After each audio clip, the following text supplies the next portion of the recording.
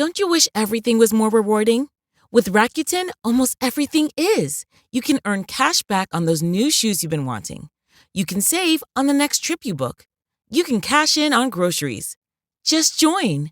Shop your favorite brands and save. Sephora, Boots, Argus, Temu, Adidas, Trip.com. The list is long. Save online at over 550 stores. And when it's time to redeem those rewards, get your money exactly how you want it. Choose bank transfer or PayPal. So go ahead, take a trip, fill a cart, get a new outfit. Rakuten is a world of rewards. Join today for free. Go to rakuten.co.uk or get the app. That's RAKUTEN.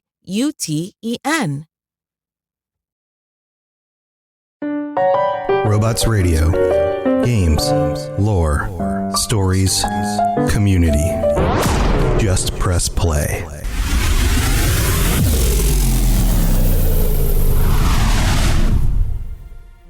Welcome to the Fallout Lorecast, the podcast that explores the boundaries of our knowledge about the world of Fallout. Wastelanders, Vault Dwellers, welcome back to the Fallout Lorecast. This is a very special episode. This was recorded back on Friday the 17th at the beginning of Voiceapalooza, the big event by Wes Johnson and Ken Vigu. And I had the opportunity to sit in on a panel of a bunch of Fallout voice actors, all of whom you will recognize if you've played through Fallout 4. And we had an awesome, hilarious conversation. Such wonderful people talking about their characters and voice acting in general, all sorts of stuff. This is a 2-hour-long episode, so buckle up. You're going to get a whole lot of content with this episode today.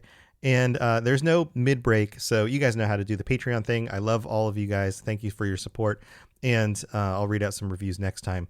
And also, just a reminder, next week we're coming up on the Fallout Lorecast patron episode. So if you'd like to join us for that, make sure you sign up. And let's be chatting about what we're going to talk about. That would be on the, 2 Thursdays from when I'm recording this right now. So the 28th.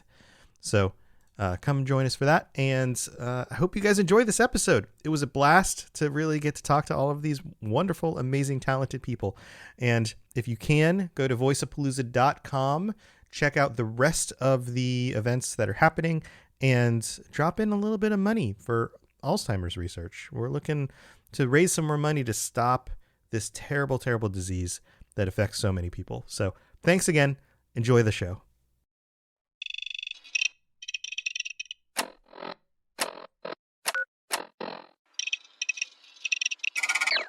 And we're live. Welcome everybody to an incredibly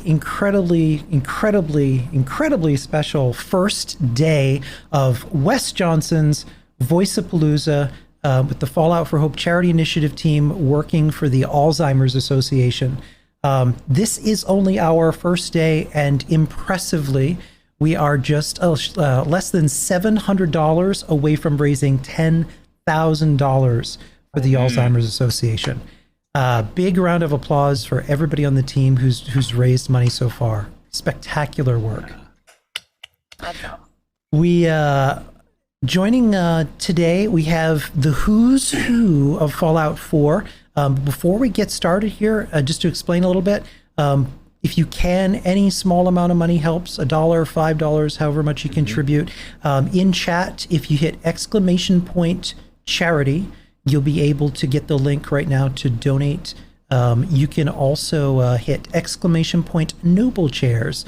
Our good friends at Noble Chairs have been kind enough to sponsor this charity drive with both a 10th anniversary Skyrim chair and a Nuka-Cola gaming chair.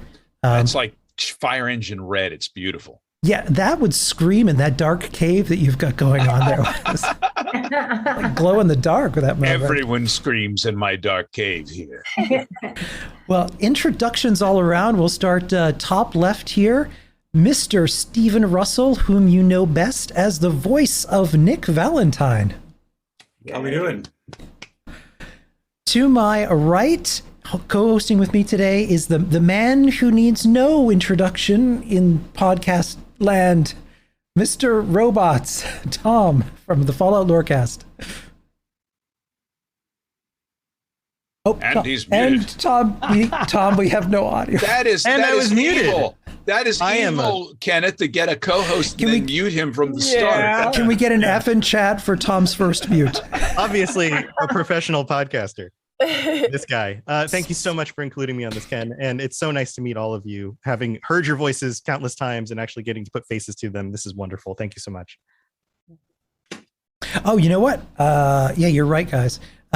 To my right is, right on the end here is Christopher Walker. Hello. Whom you know as Initiate Clark. Second row left, we've got Paul Eiding, the voice of the Vault Tech rep. Good morning, Vault Tech calling. Happy to be here. People's positions in Zoom for some reason keep switching. So currently, Paul is now Christopher Walker. Oh, no. Hey guys, if you shut off your camera, it moves you into a lower section and everything will move. So you'll be watching Ken's head going back and forth like one of those little dogs, bobblehead dogs in the back of the car. I'll rearrange everybody's names. So keep your cameras on. Fixed now. Or Everyone maybe got, not. It didn't fix me. Never mind. Yep. So next, well, let's see. We've shuffled around here. So now we have Wes Johnson sitting in Paul's place. Ken, if you drag Chris back to where he was, everybody should go right back to where they were. I did all this, huh? Oh, I was today years old when I found out that you can drag and drop people on Zoom. How? Yes, Yeah, but there you what go. do we do when the music stops? I'm not clear. Nice. I have where am I? I have no idea. I thought I knew where I was. I thought I was next to Nick. I have no idea either. Okay, there we go. Now we're in the right Fucking with position. my head, Ken. I'm Also very I'm sorry, confused. Danny. Who are these people? Well, that's all the time we have. Okay, there we go. So back to Wes Johnson. Wes Johnson has joined us surprisingly at Wes Johnson's Voiceapalooza. Thank you for taking Who'd your have time. thunk that? Yeah, it's wonderful to be here and to have everybody join us here for this to fight against Alzheimer's. I know it's touched me and my family. It's touched so many lives and so many families. So personally, thank every one of you for being here today, and thank you to the gaming community who's come out in force to fight this thing. I'm wearing my my ALZ sunglasses today because you all are so bright and shining. Kind of your hands, you hold up your hands and it's like there's two white lights on them. It's really amazing. To Wes's right, we have the voice of Scribe Halen. The consummate professional right now sitting in her beautiful booth is Jan Johns. Hi.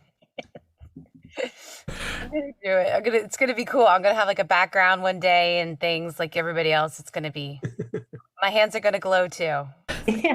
Sort of like you're outside the principal's office waiting to be called in for something you've done wrong. Oh no. Yeah, that's what it feels like every day of my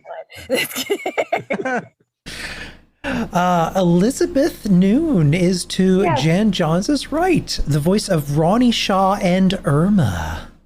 Yeah, you kiss your mother with that mouth. She said the thing. Bottom left, the man who needs no introduction with that deep, deep baritone. Dance, Dance Revolution. It is Peter Jessup, the voice of Paladin Dance. Hey, everybody. Ad Victorium. There's the thing. Yeah. Just to his right is John Gentry, the voice of Preston Garvey. Hey, everybody. Happy to be here. What settlement is that behind you there? John needs your help. On his epitaph. I'm sure John is not at all tired of hearing that. Never. How many times do you have to sign that on people's bodies, John? Oh, no. You don't want to know. All the tattoos that are out there. And last but not least is Danny Shirago, the voice of Hancock the Ghoul.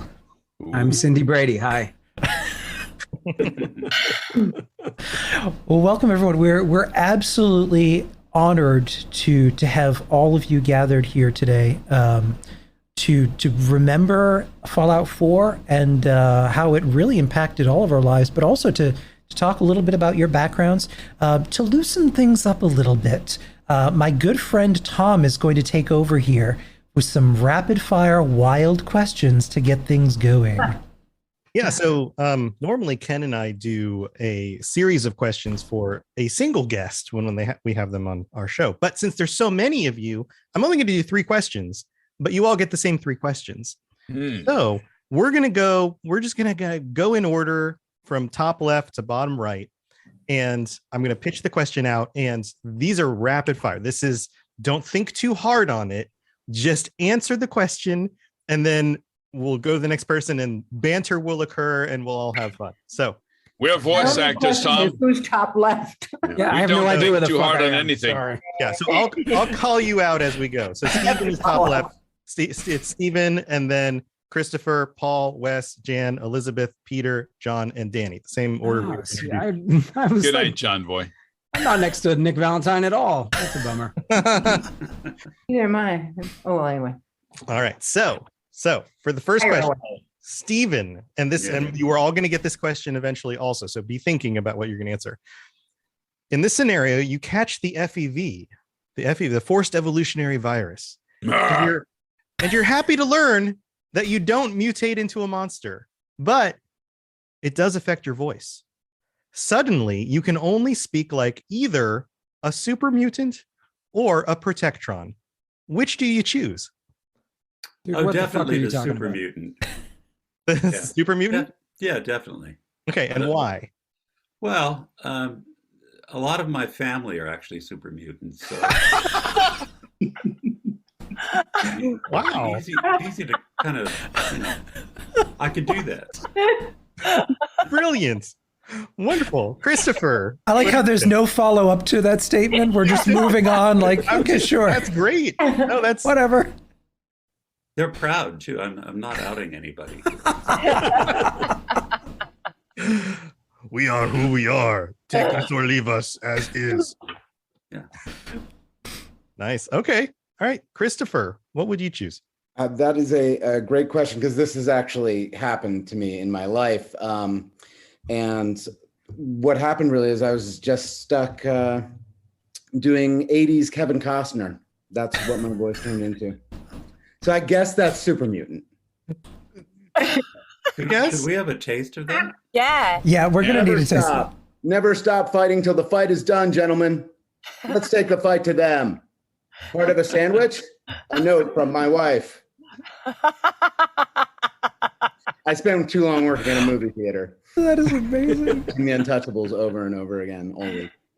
Fantastic movie. Nice. All right. Armory? Paul's next. Oh, no, I definitely go super mutant. I don't care about the mutant. The key word for me is super. And to be super anything, I opt for that. Whether it's super dumb or super mutant, whatever. Super. As long as it's extreme. As long as it's Exactly. Yeah. Nice. Okay. Good answer. Wes? That's a Sophie's choice for me, Yeah. Picking between those two. I mean, you could do the protectrons, which are fun to do, or you go full super mutant, which is fun because look around, I smell humans, which you don't have to because we're virtual. So that's nice. Yeah. I pictured Wes just walking, like driving up to the drive-through and just doing that. Starbucks, McDonald's. Well, you could do the Protectron at Starbucks and still irritate them, but I really do believe that driving mostly brings out the super mutant in all of us. Especially Massachusetts drivers. Yeah. Oh yeah. Massachusetts drivers. I will eat your heart. No one who wasn't here before we went live will have any idea what we're talking about right now. There's a callback to the pre-chat. So here's a question, a follow-up question, Wes. If you can't choose either and you have to be both, could you do an impression of a super mutant Protectron? I am a super mutant protectron. Great. That was great. I think I broke something. Oh no, we broke Wes. I'm so sorry. All right, Wes, that was awesome. Jan, what would you go with? So okay, I think I would go super mutant as well, because I feel like I could like walk up on some people and they'd think I'm like, some sort of sad librarian, and then like nothing against librarians. It's more like I would if I was a librarian. I feel like I'm digging myself in a Oh no. A fun fact on Myers-Briggs, I did come up as like it was actor, minister, hospice nurse, and librarian. Those were my choices. I thought super mutant was going to be one of those Yeah, choices. I did too. I thought she was going to say super mutant. Super mutant was the next one. Are you twice removed from Stephen? Is there a branch of the family, Stephen, that you didn't know about? Well, my Meyer-Briggs came up almost the same, actually. So What are the letters? I'm curious. Like E, TTFN? IN. It was like IN. I forgot INT, what it was. INTP? JT. NSFW. So LMNOP. LMNOP. Got it. I took the Myers-Briggs and I only ended up with hot dogs and ice cream. So I think I did it wrong. All right. So super mutant, man. Super mutant's winning out so far. Elizabeth. I would do super mutant simply because I'm a very literal person. So I would look at it as being something I'm not known for, which is to keep my big mouth shut. A very big mouth. It ain't easy being green. It ain't. It ain't easy. My kids would love it. I once said to my son, if you call my name one more time, I'm going to change it. And he said, you can't, it's Mom. I said, I'll think of something. Awesome. Peter, what would you choose? Well, I think as a synth, I wouldn't be able to turn into a super mutant. So it would have to be a Protectron. Okay. You got one Protectron. Give us a Protectron. I'll do it later when we're off the chat. Okay. All right. Yeah, it's a tricky one. John, copyright issues. Yeah, John, your turn. What would you pick for your voice to change into? Super mutant voice or Protectron voice? I think I'm gonna go super mutant too. Just announce myself before I actually show up anywhere. Yeah. Now, I definitely have to hear you talk about settlements as a super mutant. Gosh. Yes. Oh yeah. Yes. I don't know how to do that. And I do have to apologize to you, John, because when I was going through the playthrough, you asked me that so many times. I eventually put you in a slinky nightgown and a giant bear animal head. And you still super serious asking about the settlements every time. But you know what? It was much funnier that way. I want to see that image. I really want to see that image. Brilliant. I'm actually going to slip into that a little later. So it was slinky. You wore it well. All right. Wow. And last on the list so far, Danny, it's good to see you again. Hamilton. How are you, Tom? How you doing? Hamilton's back. Yeah. Yeah. Let's see. I have no fucking idea what you're talking about, Dom, to be frank. I have no. Is that from Transformers, the Protectron thing? Yeah, I have no idea. It's I a literally Transformer. have no. You know what? I'm gonna go with pineapple. I would be a pineapple. Yes. Pineapple. What does a pineapple sound like? I don't fucking know what a pineapple sounds like, Tom. Okay, let me try it. I don't know. I'm a pineapple, and okay. Yes. That was uncanny. And scene. Uncanny. That's what they sound like to me when I walk by. They talk to me. Does the pineapple-ese. Does the banana behind you have a voice? Nope. Strictly pantomime for this this little piece of fruit. Oh my God! Because everybody knows bananas are nature's mime. They are. Well, that's what the duct tape is for. You just put it over its mouth. And Yeah, exactly. Otherwise, he's without the duct tape, extremely talkative. If you listen, that's a hostage banana. If you listen really very close, low voice that you wouldn't expect from such a small there's a fruit. small voice behind him right now that's like, "Call the police."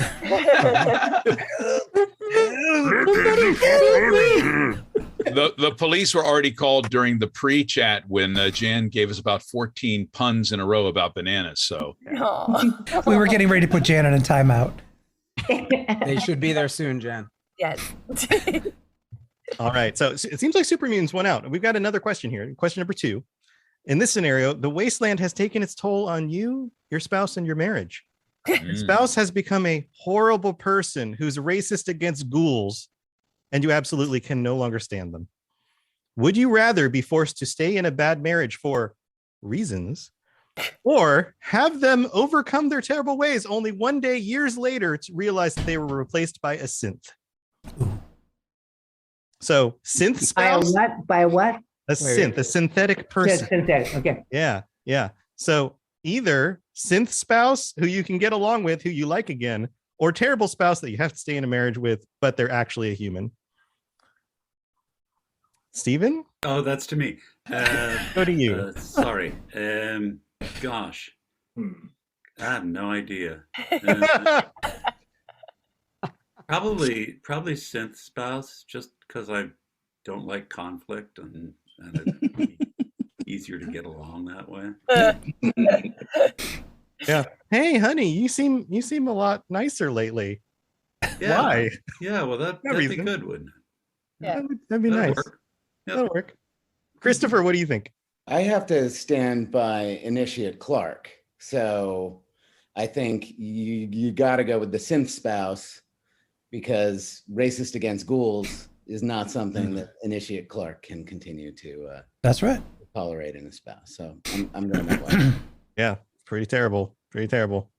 I mean, that means that your spouse probably was killed off at some point and replaced, but yeah, you gotta stand by your principles, I think. It's the wasteland. Things happen. The wasteland. Been there, done that. Wait, All right. What? Are we just going to move on from that one, like Steven's comment about his family and super mutants? Next question. Okay, Paul.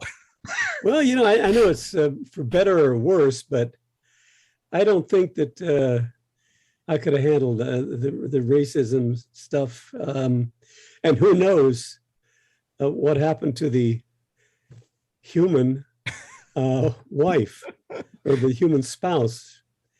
Dateline will tell you. Maybe I may have had something to do with it, There's a whole backstory that's coming out here. But this, I thought they were supposed to be fun questions. This is really some serious stuff. Yeah, this is too serious for me. I'm worried about the wasteland. Moral ramifications. Yeah, it's a dark place out there. The last one is a little bit more fun. Don't worry, we're coming back to fun. I'd probably have to go with the sim. Depending upon how the relationship goes, how do I put this gently? If our relationship was completely full on all aspects, I'd go with the synth. All right. Yeah. And again, don't overthink it. And these are the kinds of dilemmas you come across in a Fallout game. Absolutely. So that's part of the fun of the question. All right, Wes. One moment, Tom. I did want to actually say, Spanker Prime, thank you for the $250 donation. Oh my goodness! For Thank you. Alzheimer's Association. And also, I missed it earlier. Jordan Pettit, I believe that is. Thank you for the $10 donation. Thank you both very much. Thank you, Jordan. Yeah. That's wonderful. Amazing. Thank you. So your question is synth spouse, correct? Synth spouse or human spouse, but they're still a terrible person.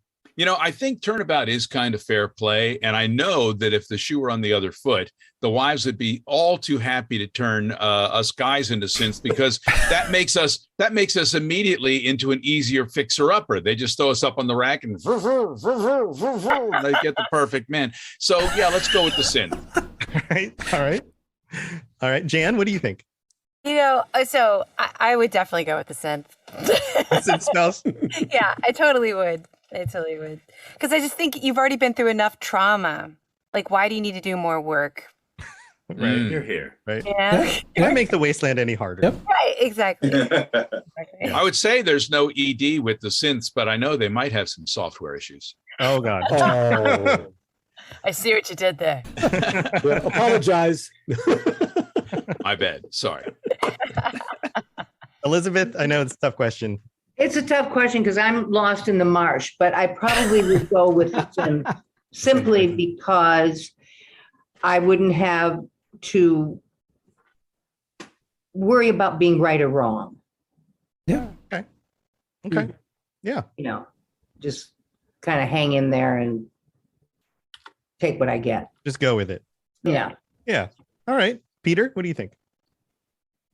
Okay, I'm going to break this down because there may be some spoilers here, but Oh no! as a member of the Brotherhood of Steel, of course, I have to hate both ghouls and synths.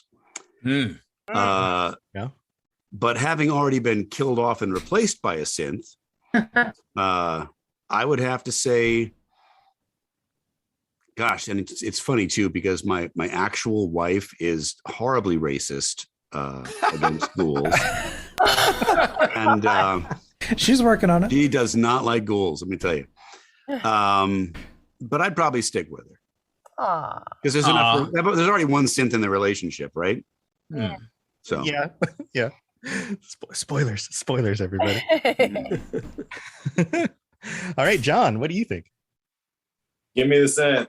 Give me the scent. Reasoning, sir? iPhone charging port, you know. Yeah, there's that. Exactly. It's the extra features. You get all of these multi-purpose. Yeah. Coaxial cable ports. And... All right, Danny. Well, you know, I've had a while to think about this, Tom. Oh no. And I'm sticking with pineapple.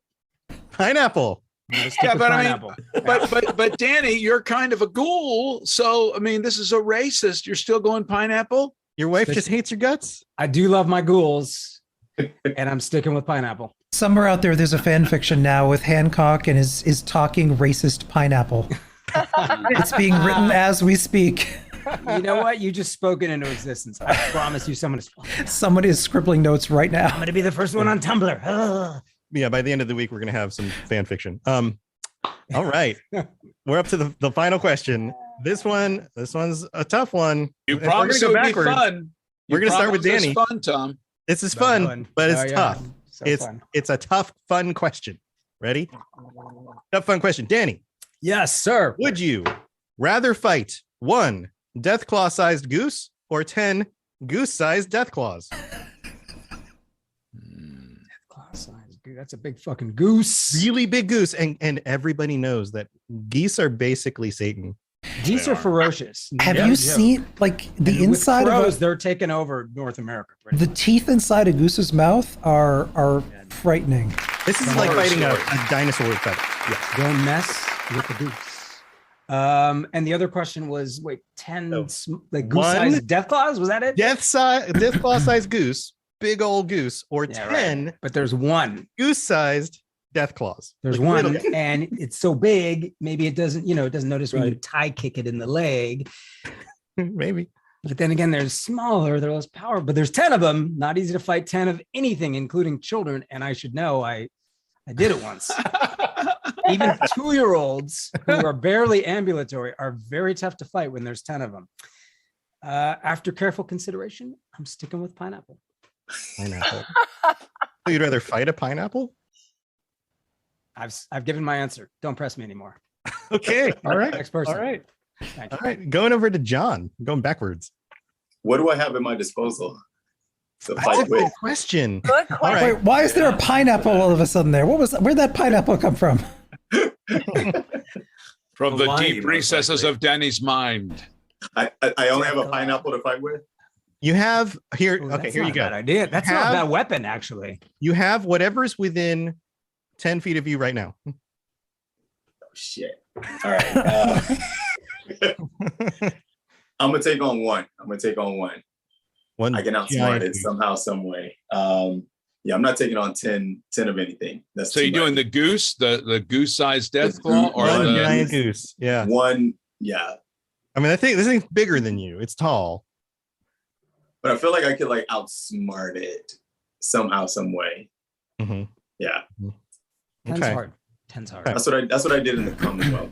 I'm taking you down with advanced. I took on that first Deathclaw by just like outsmarting the hell out of it. Yeah, because you don't have to outsmart 10 of them, just one of them. Yeah.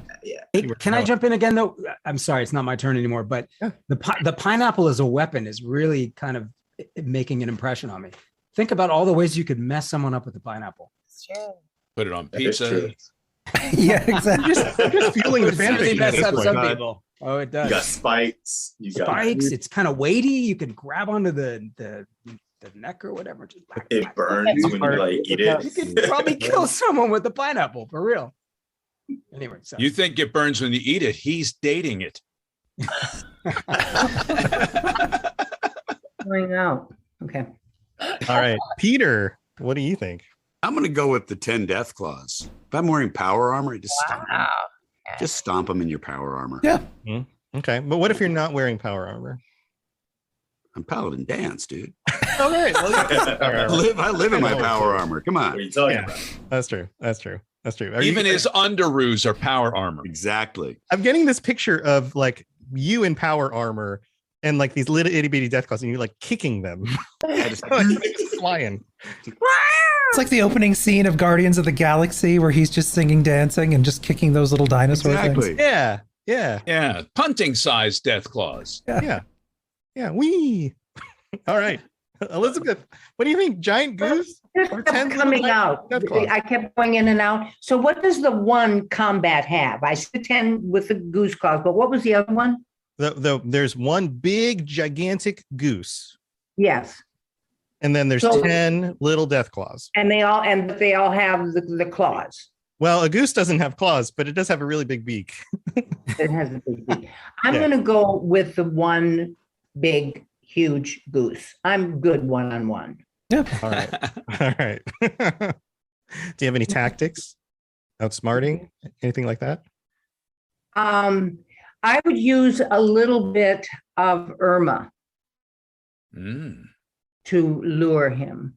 See if I couldn't. Would you like to use a lounger? A little bit of Irma in my fight. Just try to have him knock on my door a little more gentle than he would. Got a smooth talk the giant goose. Yes. Hey there, baby. You don't want to mess with me. You don't want to mess with me, honey. I like it. All right, Jan, what do you think? Wait, did she honk? Yes. The honk of doom. That's it. You can talk goose to it. Yeah. So back to the pineapple for a second. If dating the pineapple, is that how they get the rings? Like the pineapple rings that come in the can? Yeah. Not how Now, think about it, folks. Think about it. Get back to us. asking for a friend. Oh my God. Also, pineapple, a symbol of hospitality, right? Yeah. Yeah. And yeah, so you could kill him with kindness. Did you just make that up? Is that true? Is it? I think it might be true. It is true. It's in Williamsburg. Yeah. Mm-hmm. Oh, it is. The Williamsburg thing, the pineapple hospitality. Brooklyn? Oh, not Brooklyn. Well, you say Williamsburg, Virginia, right? Colonial Yeah. Williamsburg. Colonial. It's a colonial thing. Is Brooklyn known for hospitality? No. You better believe it. Fuck you. That's like, Hey, here's like your hello. hospitality. I got your hospitality right here. yeah, It's like, welcome. I would pick the big one. Giant goose. The big honker. Yeah, because they're probably hungry, and I can just like throw Nuka-Cola caps in their mouth until like they bleed out. Oh God. Wow. internal bleeding. Yeah. Will geese just kind of eat anything? I feel like they're the kind of creature that might just eat anything. Well, like right, like a goat. They're like goats with wings. They're like the goats of the bird world. Is that? Yeah. Whoa! And you heard it here first, folks. Geese, goats of the bird world. I can't wait for the documentary. Netflix next month. Wes, what do you think? Hey, here's what I think. I think what you got to do is get yourself a nice swatter You know what I'm saying? You get yourself a little barbed wire and a swat of some nice hefty hickory, and it doesn't matter what size, whether you're going for a big freaking bird, let the feathers fly. That's what I say. Or, he wants to come out here. He's got sharp teeth in his bill. Eat some of this, buddy. I got a little something for you. It's called baseball. Or maybe you get the little tiny death claws. I think it's great. Tee them up. I'll go knocking them all out. Yeah. Hole in 1, hole in 2, hole in 10. That's what it's going to be. All right. Yeah, now I've got pictures in my head of you like knocking, not just kicking them with power armor, but just. Yeah. Hey, you know what? I see one of them coming to me. I'm going to call my shot. That's Wes, pineapple bat. Huh? Oh, hey, you know what? You can cork a bat. You can cork a pineapple. They got that in common, right? And Ton 3 Crusher, thank you very much for the $20 donation. Thank you. Yeah, thank you very much. Thank you so much. Paul, what do you think? Well, even though my grandmother had a saying, she's from West Virginia, and she had great sayings. One that was, you don't have the brains, God gave a goose. My grandmother always said, God love a duck. My great grandmother used to say that too, yeah. Yeah. No, that was too sweet. My grandmother was a little harsher. God love a duck. And I think that meant you're screwed. Like, yeah. Well, you said anything within 10 feet we could use? Sure. Okay. Well, it just so happens my daughter is getting married next week. And we're building something here in my office. Luckily, you can't see it. It's a mess in here. And there are lots of tools here. I've got mallets. I've got a saw. And so I would take the 1. And I think my grandmother was wrong. I do have about the same brains God gave a goose. But I have tools to fight with. So I would take the 1, and I would kneecap him first. Take him down, and then force feed him a saw, and maybe the mallet too. Oh no. Paul? Getting graphic. Do geese have knees? Say again? Do geese have knees? Oh yeah. Sure. You haven't seen them? Yeah. They've been like the backwards kind? Does a goose have knees? Yeah. I have no idea. I feel like that's a country scenario. It's a country music song. Does goose have knees? Goose have knees. It's the old timey phrase. That's the geese knees, right? Yeah. The way to geese's knees, baby. Yeah. Christopher, you're up. What do you think? Well, my grandmother was known for her colorful sayings. And what she always said was, well, for some people, a big goose might be a pleasurable thing. I don't know that that's really relevant to the situation. But I did happen to buy a loaf of bread the size of a tractor trailer truck. So I think I would go with the 1 big goose and just try to keep it busy with little pieces of bread for as long as. Distraction. Rachel, thank you for $211.11 donated to Alzheimer's Association. And Grim Reaper, thank you for the $60 donation. And do you see that? We passed it. $10,000 broken. Yes. Look at that. Absolutely amazing. That's awesome. Look at that. Thank you all. That's amazing. Yeah, this is day 1, people. And you know what happens when we reach our goal? We raise our goal. And we appreciate that because the more that comes in from you guys, the more help we're going to get for those who are suffering from Alzheimer's. And by the way, if any of you out there need us in any way for help fighting giant geese, we're there for you. You are donating to ALZ to fight ALZ. We will fight the geese for you. Mm-hmm. And this just big or small, big or small. We can do the little ones too. That's true. The little ones too. 1, 10, 300. We don't care. Any number. We will fuck those geese up for you. There is no enemy too small. Mazoga in chat has confirmed that Google says geese do have knees. Thank you very much. Oh my God. Good improv, Paul. See, Grandma was long. She was wrong. The more you know. Ring. The more you know. All right, Chris, did we wrap you up, or were we done with you? I wasn't. I don't think I should say any more on the topic. All right. Stephen.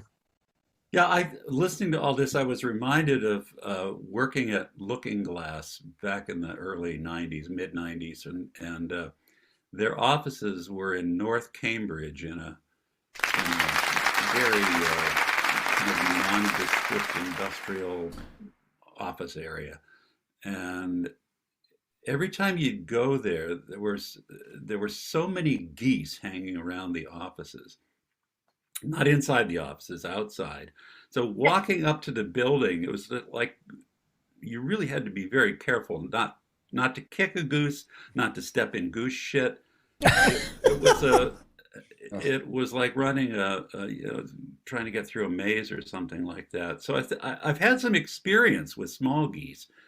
And I think that ultimately what I would go with then is the pineapple. It all comes where you are, but I'm fist bumping you wherever you may be. And Emily, thank you for that $10 donation to the Alzheimer's Association. Much appreciated. Thank you, Emily. Thank you. All right, guys. Well, thank you for putting up with my question here. It seems that we have a variety of consensus on these topics, but that's also wonderful. Yeah. So now I want to take you all back. Liz dropped off here, but when she comes back in, no returns. We're all going back. No ins and outs. So November 10th, 2015, Fallout 4 drops, had a massive rollout. 24 hours into its launch, it generated $750 million in sales. Almost 500,000 people played it on Steam on launch day, shattering the record for the most online players. They beat Grand Theft Auto. 9 out of 10 by GameSpot, 9.5 out of 10 by IGN. Game of the year, best game at the Interactive Arts and Science Academy, British Academy Game Awards. 6 DLCs, including Far Harbor and Nuka World, both of which are fan favorites in the Fallout community. Mm-hmm.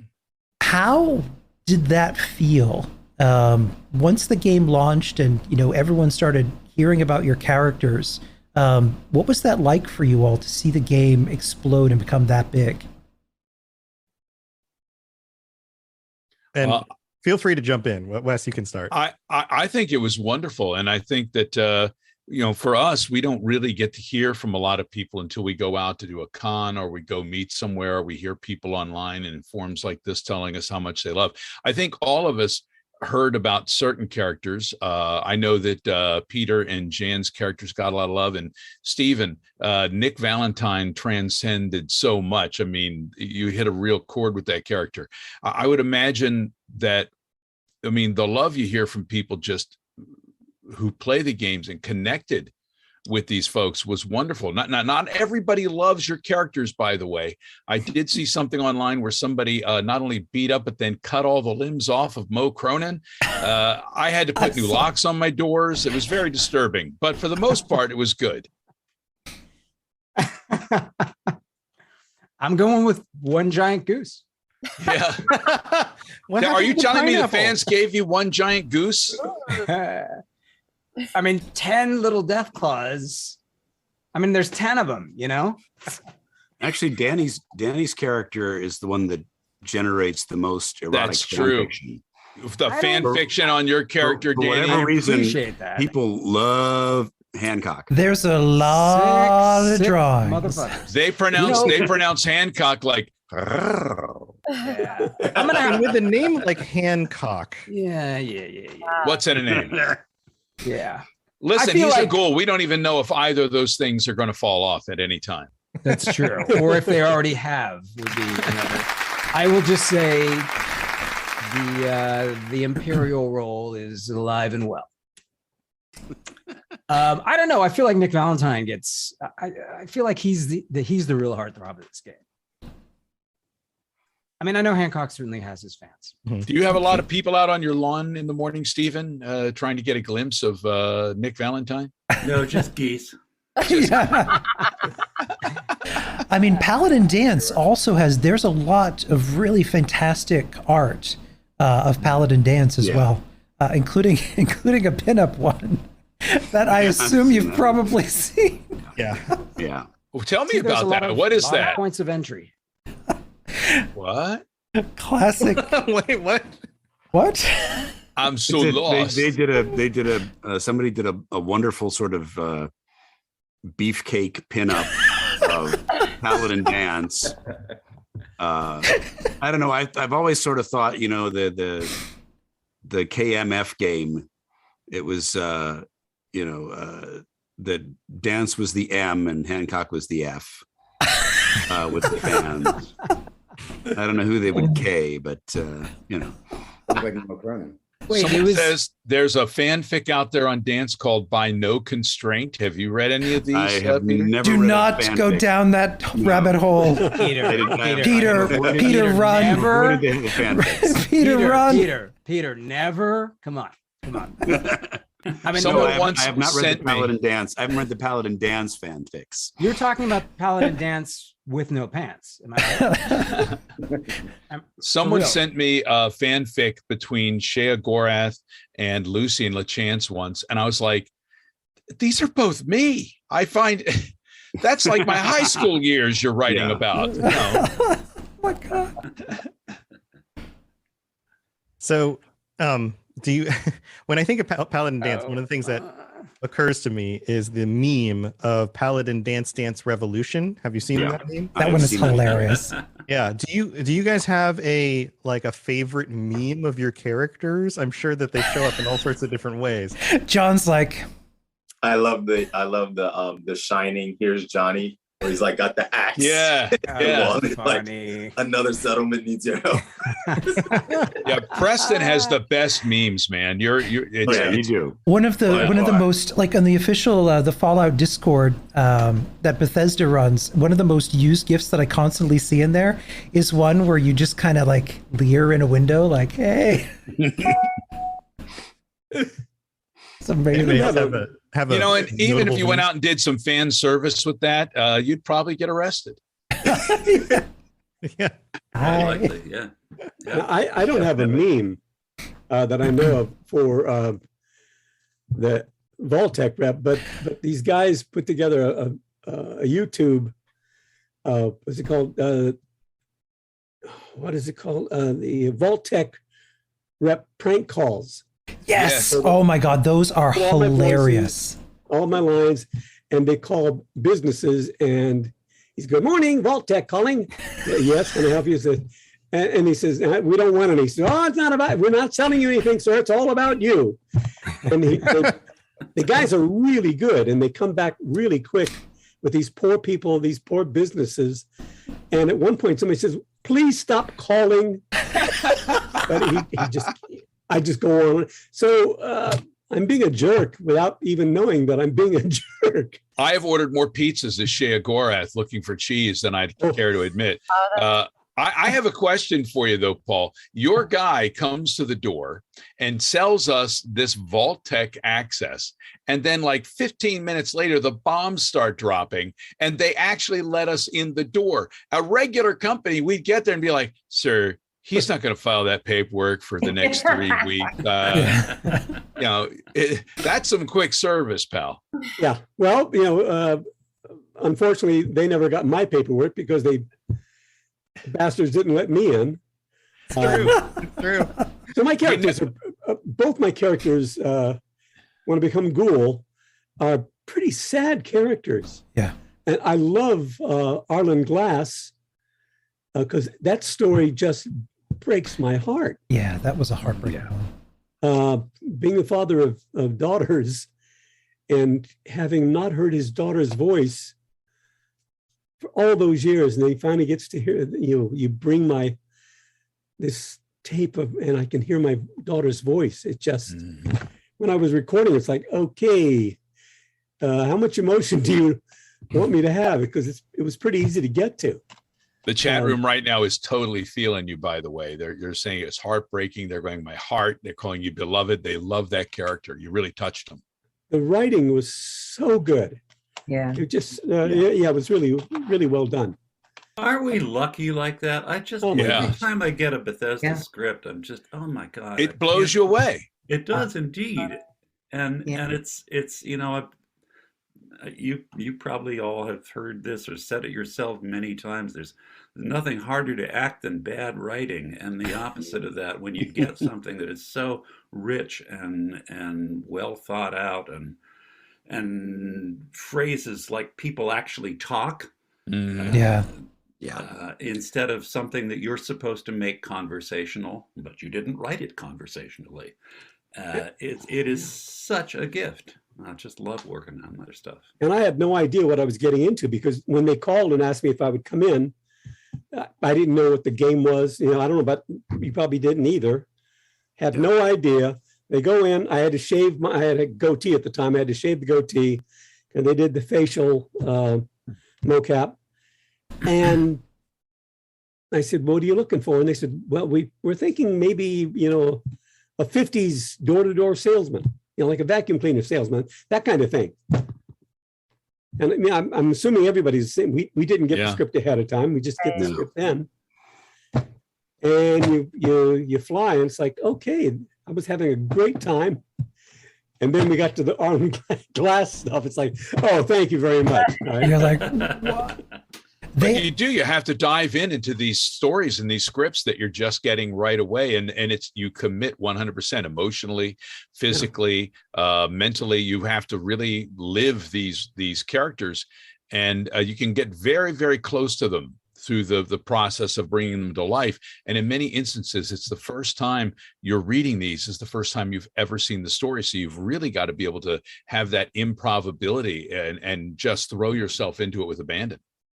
Yeah, that was also with the writing. What I just want to make this point about writing is that the characters are so well defined that if you're in a session and you're doing 3 or 4 different characters, but because it's so well written, and we haven't gotten the script necessarily, sometimes seen a picture, right. But you can really mold the character with yourself because it is so well written. Mm-hmm. So you have so much to go on. It makes it easier to identify with the emotions of the piece when you can actually feel them in the writing. Oh, yeah. And to find the choices too. Yeah. Yeah. And I was talking to Liz earlier today that dealing when you have a director like a Mark Lampert who's there to guide you through some of these things, it's a really rich exchange. I just love working with the man. Mm-hmm. Yeah, I worked a lot with Kal-El. He was fantastic. Kal-El is very good as well, and there's folks that are working through Blind Light now that are just wonderful. And I go back to the classic stuff with Mark, and then there's the other folks that are like you say. Cal is somebody who also lives, eats, and breathes this stuff. It's not just a job for them, and you can sense that with a lot of these people. It's passion. They love it. I'm completely blown away when I'm working with Cal, just the depth of the knowledge that he has about the game, about the world building, about the character, right at his fingertips. He doesn't even hesitate. If there's a question about context, he's got it right there. And because you'll find out what this means later on, and maybe in the next session, because you eventually find out that your character is bloody. And how do you know all this? Yeah. And keep it all in your head. Yeah, you had me nervous where you were going with that spoiler till bloody. The women are so interesting too, the females. Everything from, Fallout where you have, Irma, who is just such a wonderful character.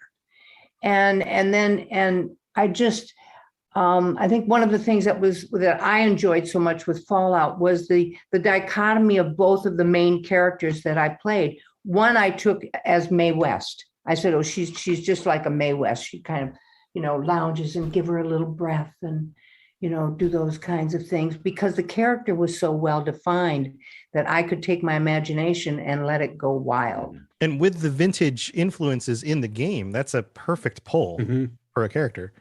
Yeah. Yeah.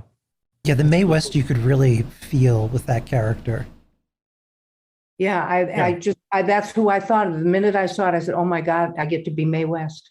And now that you say that, it totally makes sense. Like I can totally see it in the character, and it's so cool to get that insight from you guys and your influences and what you drew from for these voices and characters. With Ronnie Shaw, there was another one. All right, she is the complete opposite. She's a military gal, and she's tough as shit, and twice as soft is what they say. But she has these wonderful lines, that one. I said, did you kiss your mother with that mouth? Yeah. Yeah. I could take your butt down, baby. She's so tough. And so it's just so much fun to play these characters that are so different one from another. It's time for that spring reset. I'm taking a look at everything in my closet and figuring out that, oh no, this absolutely needs to go. And it's about time I replace things so that my clothes aren't older than my 15-year-old. Now you might think that they lasted that long because they were well made, but no, they're in terrible condition. Unlike the new jeans I just got from Quince. Jeans have always been my personal go-to because you can kind of wear them for lots of different things, but maybe they're not your thing. Maybe you're looking for, 100% European linen with insanely soft flow knit activewear fabric. It's definitely getting warmer, and their flow knit activewear is moisture wicking, anti-odor, and soft enough that you'll actually want to wear it every day. So pick out what you want. You can't go wrong because they have prices 50 to 60% less than similar brands. And like I said before, they are high quality. I continue to wear their clothes all the time, and I know that these new jeans are going to last me a lot better than the other things in my wardrobe. And on top of it, they look great. They're so comfortable, and I spent just as much on the jeans that I am now cleaning out of my wardrobe. So if you're looking for something better, just all around better, go check out Quince. So go do it right now. Refresh your wardrobe with Quince. Go to quince.com/falloutlore for free shipping and 365-day returns. Now available in Canada too. Go to quince.com/falloutlore for free shipping and 365-day returns. Quince.com/falloutlore. Do you find that playing a character, like you guys talk about getting into the emotion of the role and really, really getting into the character? Because voice acting is acting, and in some ways it's even more intense because you don't have your body to show the feelings and the emotions and the things that the character's doing as much. With a little bit of, mapping your face and movement thing, you have a little bit more of that in today's games than you used to. But so much of what you're doing when you present the character has to come through in only your voice. Do you find that like getting into character leaves you in a different place after playing the character, like personally? I feel, at least with Fallout 4, it was kind of, for me, a catharsis. I got to leave, and I don't know if anybody else can relate to this, but not every job, although I give my all, but there are certain parts I get to play where I feel like I leave a part of myself in that character, in that booth. And it is such a release that I don't know if anybody else can relate to that, but I don't know. Like, I feel like, especially with Fallout 4, like I had gone through some pretty rough stuff with my dad where I had to literally fight for him. No one liked him. And I was trying to convince people to help me help him, so it's very like dance territory. Not that no one liked dance, but just that people were accusing him of being a synth and all the thing, but right, yeah. But so there was that, and then also having to I had to go search for him at one point, and so it was with Colette, wasn't she searching for her dad, or was that? I'm trying to remember. Was Colette looking for her dad in Fallout 4? I'm trying to remember. Very small side thing, I know, but I don't know. But anyway, a lot of crying, but but added to the physicality, so not having that physical body represented, so it didn't help clue the audience in, but I felt like having that high emotion behind it really kind of helped me find these characters. Microphone hears those things. It hears the physicality. It hears the emotion. When you're in that moment, if you don't feel it, the microphone will hear that as well. Yeah. Yeah, the old classic direction, put a little smile into it. You smile, and sure enough, the tone changes. It's totally recognizable to anybody. You know, Tom, for me, voiceover is as physical as any other kind of performing, any kind of other kind of acting. You you don't have to worry about them seeing what you're doing. So in that sense, you can kind of put all your focus and concentration in terms of the result on your voice. But you're limited in that you can't be bumping up against things. You can't be doing loud things. But that aside, I'm as physical as I am, if people can see me on camera, on stage. When it comes to voiceover, emotions are essential. Pants are optional. Acting, for Christ's sake. Yeah. And I totally get it. I totally get the whole, like, I've done a little bit of acting. I'm not nearly on the experience level you guys are, but I get the whole, like, if you're saying something, you mean it. Like I'm talking right now with my hands, like if I mean something, my body's going to respond. But the end result is they can't see the body part. All they get is what gets funneled into this microphone.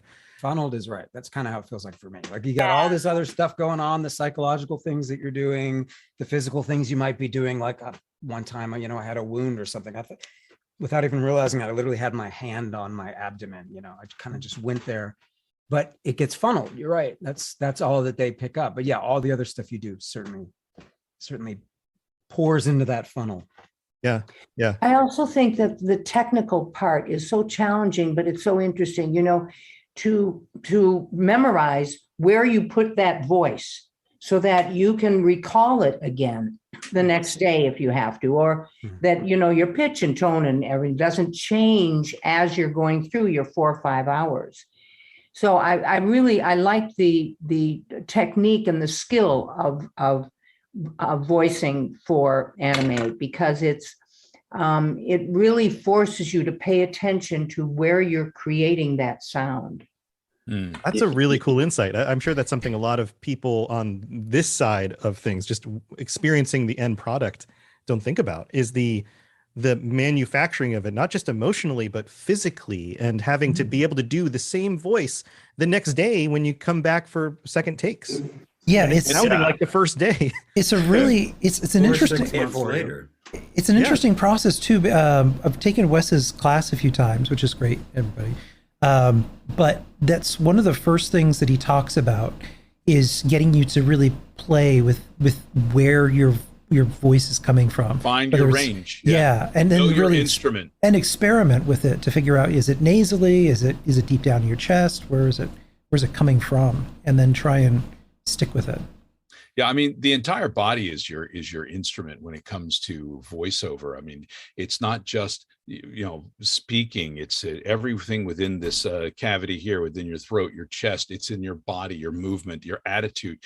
The entire you has to come into the equation, or it's just somebody sitting there talking to themselves. Someone who's just sitting quietly trying to imitate an emotion while holding perfectly still and stiff is never going to come across as powerful or as real as somebody who is completely 100% in that moment and living it. Yeah, John, I think you were going to say something earlier there too. Yeah, I remember one of the first physical cues I got from the director was to like grab my belt buckle and like really sort of mask like that vulnerability that Preston was going through, because I had to stand up for everyone else who was behind me. And we would record. I remember we would record in like blocks. We would record for like 1 week, and then I wouldn't come back to the studio for like 3 months. But I would always go back to like grabbing that belt buckle, and it would drop me right back in to where I needed to be for the next session. Preston is interesting because he's been through so much by the time you even meet him. He has so much tragedy and so much loss with the group that he's been working with and the people that he's lost, that's the character you meet. And yet there's still more to the story, right? Like how do you summon that, like, this character has been lived in feeling this, because you're right, in his voice there's a certain lamenting of the things that have happened and the things he hasn't been able to control. Can you talk on that maybe a little bit? I mean, I think, again, Kal-El was like really great in terms of just contextualizing where Preston was coming from and what he had been through. And so I think for me, carrying that weight was just something to like drop into sort of naturally and bring that forth in this sense of hope, right? Like, okay, we've been through this, but like we can still move forward and we can still rebuild. I think it was, for me, it was that sense of just, yes, that happened, but we still got to move forward. I think that was significant. I think it's very interesting watching your character and how it develops with the player, because when you first meet you, you become one of the first authority figures that helps guide you through everything. But by the end, you are almost, you've stopped being Batman. You're almost Robin to them. Yeah. It's interesting. Yeah. He's also one of the characters that, regardless of all the terribleness that he's gone through, still brings hope to the situation, right? Like there's that feeling, and some of the other characters do too. That's one of the themes, is like hope in a terrible situation. You know, somebody like, you know, Hancock, who has been in the gutter and yet comes back out as something different in order to make a difference. Like this happens time and time again in the stories, and I think it's one of the things that just makes these roles so powerful, is both sides of that, the tragedy and the hope. I feel like that. I feel like that year when it came out, there was just so much like shifting in the world, and so many people. I remember just people really reaching out and being like, "Oh my God, your character like instilled me or infused me with so much hope in this time where I like so many people were just going through so many things, and I was kind of like, oh shit, like I didn't realize that it would have that impact." But it really was just like a sense of like, you know what? There is a path, there is light, no matter what else is around you. Yeah, your character just radiated this nobility, this honesty. Even with a mascot head and a slinky dress on, it still came through. So can I ask a question for everybody? That's on the inside. Jan, you said something about leaving some part of yourself there. Does anyone else have this happen to them? When I've worked on something that's well written, that I'm proud of, if I'm away from it for a while, and watch the game or whatever it is, animated whatever, and I watch and I know that my character is there, I know that I was there, I know I recorded it. I know that's my voice, but it's no longer mine.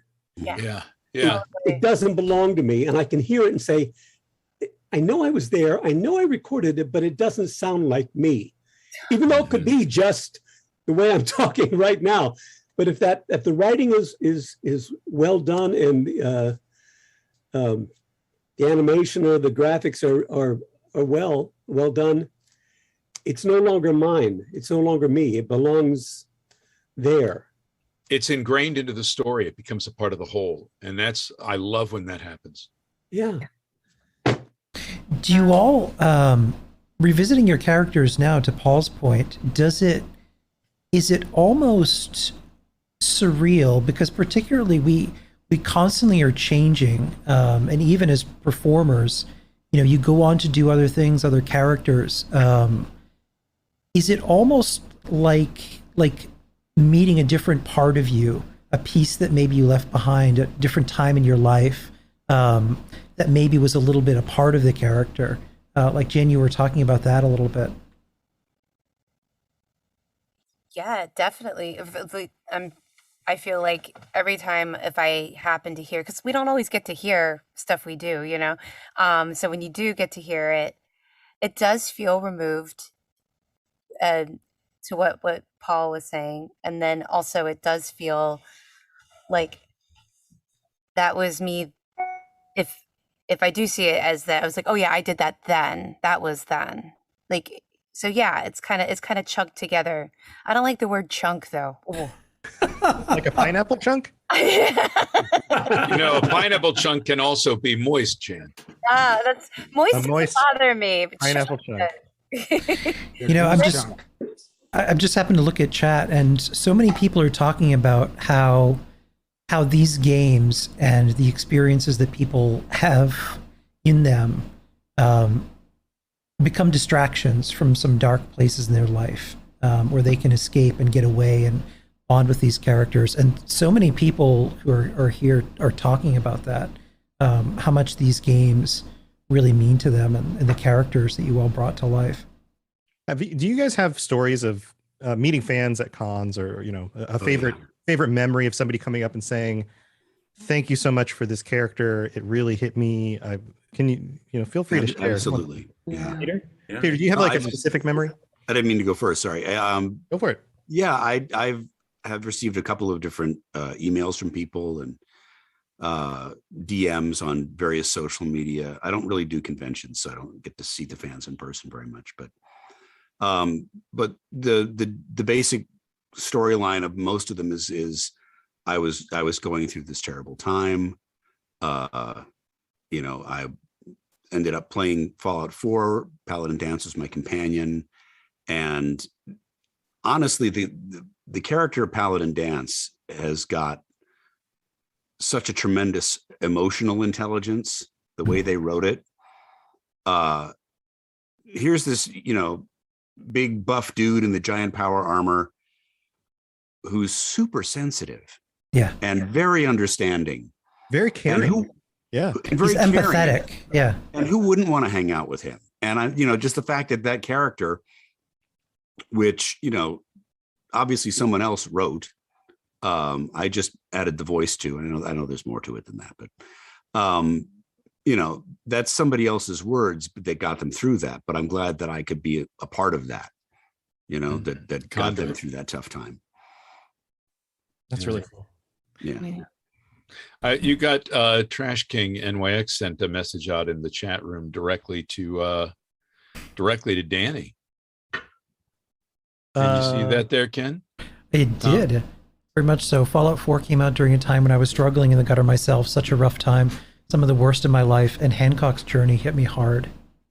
Y'all put so much into every one of y'all's roles, and it shows, so thank you all so much. Danny, do you get other people saying things like that to you? I know Hancock is a fan favorite too. He's a popular ghoul. Yeah. He has such swagger to him. Yeah. He does have swagger. Yeah, no doubt. Yeah. I mean, when he's this kind of like lovable rogue, sort of cocky bastard. Mm-hmm. Hey, charming. Hey, come here. Come stick a knife in you. And then, of course, you start to romance him, and you get the soft little tender side underneath the armor, metaphorical armor. The ghoul skin underneath the rough, dry ghoul skin. Underneath the beef jerky. You get the sweet yellow pineapple meat. I was waiting.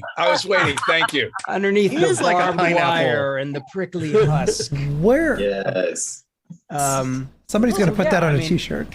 Inevitably, I don't know. He's charismatic. He's got that swagger, like you said. But then when you get into the romance level, which I really didn't see coming, like when the sessions went there later in the gig, I was like, what? This guy?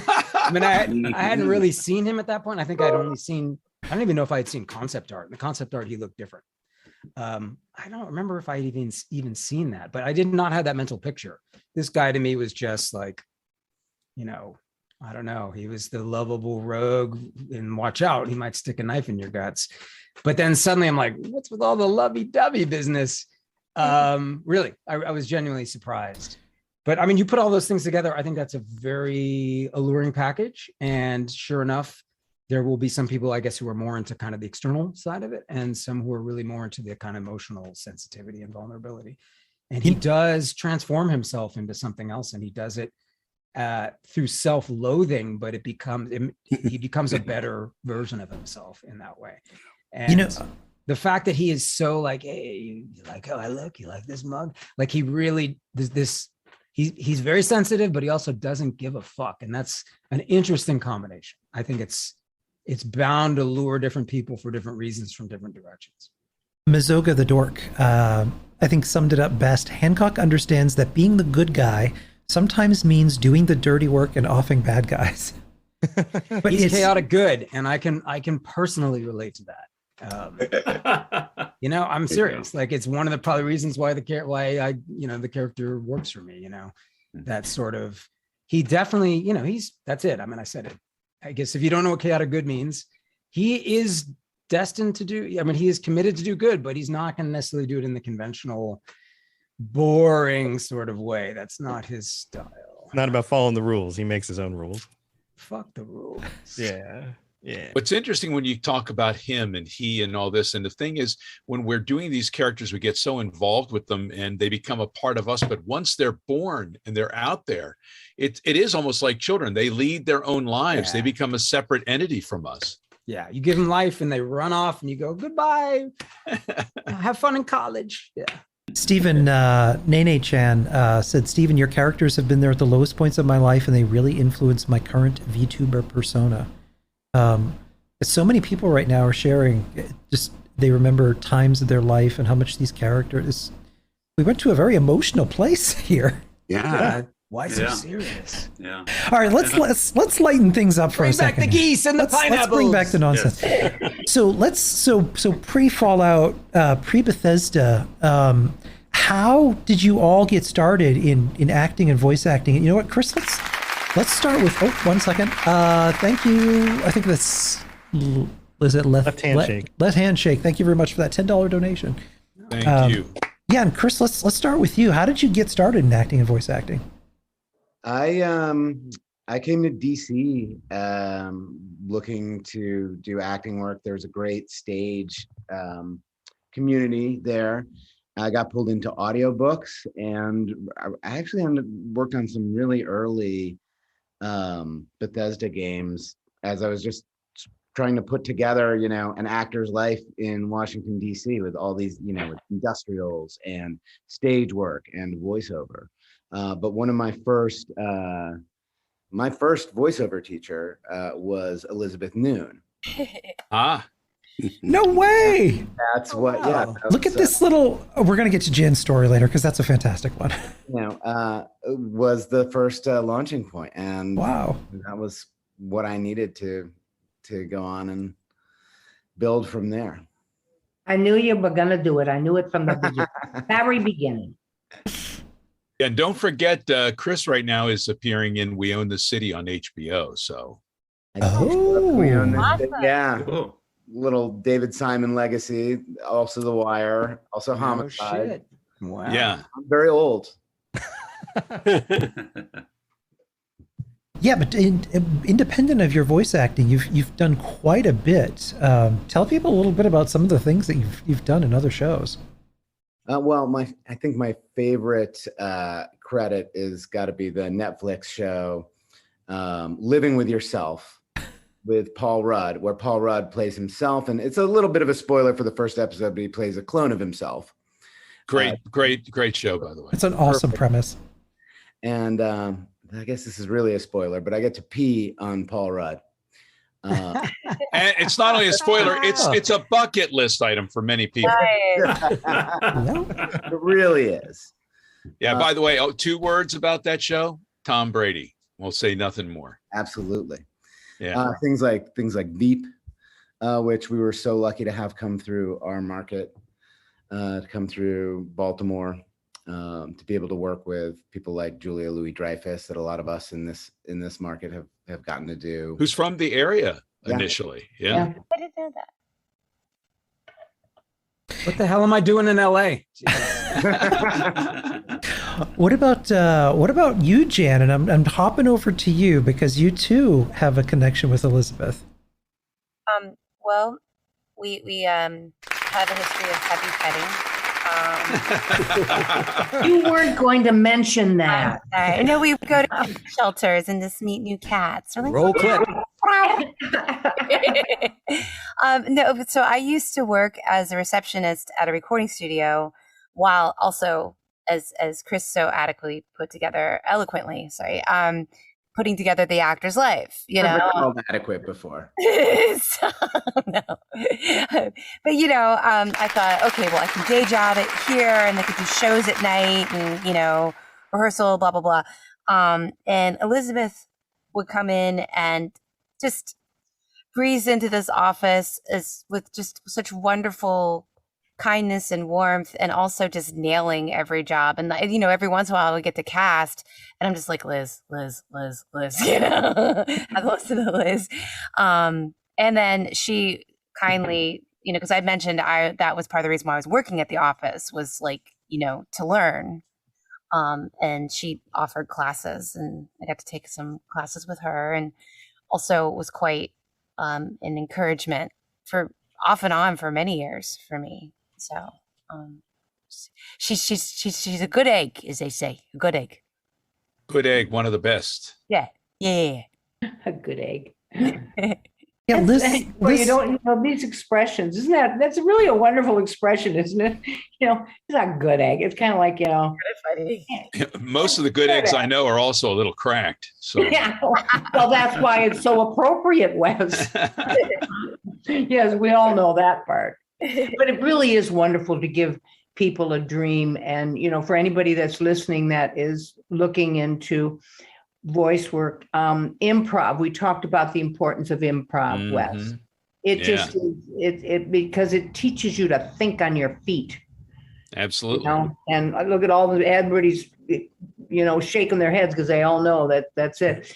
And then to just be really brave and try it and record yourself and talk to somebody. And Jan just told me, she said, I'd really like to get into voice acting. And I was like, with a voice like that, let's do something with it. What's really cool about this room, about you, Liz, about Jan, about everybody who's in here, is you've got these people who are so incredibly talented, but also really good people, good hearts, nice folks. And you don't always find that combination of talent and good human being. And what an honor to be here with everybody and just to have worked with you guys. We haven't been in the same booths together, but to be able to share a game with you is just, I can't explain how cool that is. It makes I've me really very happy. enjoyed being with all of you. Very well much. said, Wes. Juve, thank you for the $20 donations. No Response, thank you for the $50 donation. And 3-0, thank you for the $20 donation. Thank you. Thank you all. That's wonderful. Liz, how did you get started in acting and voice acting? Well, as a kid, I was always acting. I come from a very large family, so I would. I used to dance on the dining room or on the card table in the pink room. It was called Pink Room, my mother's piano room. That career could have gone a very different way. Yeah. And that's why, I used to dance on and I would do all the Star Trek characters. That's how I awesome. Yeah. I would do every single character on Star Trek. That's so cool. And then it just kind of mushroomed in. I'd studied, through college. I didn't major in it or anything in grad school, but I ended up going to New York where I got my feet wet, really, stumbled through it. But it was a great experience. I learned a lot, and I was one of the lucky ones. I just, I worked. Working is its own reward, is it not? It's just amazing. But I took improv and I studied. I studied with Kim Stanley. I had Lee Strasberg, Uta Hagen. I studied with all of those people. So you really study with character work. Mm-hmm. And then it was learning how to take it from here to take it and make it come out here in front of a microphone. Yeah. The whole other skill. Isn't it amazing how improv work can make those dreams where you're in your underwear on stage and don't know your lines go away? Yes. Yes. Yes. It's so funny. Just make up the lines and pretend you're in O Calcutta. Just keep going. Something is happening with my screen. I don't know why everybody's kind of fading in and out. Is that happening? That's actually happening. It's the hour. It's that damn pineapple. No, reality is kind of shimmering right now. It might poof out of existence any moment. That's Wes's fault. Liz, there's like a kaleidoscopic vortex going on behind you. I'm not sure. Oh, yeah. I wonder if it's the camera. No idea what that is. Ghost in the room with you. Cover up the light behind you. Maybe it'll go away.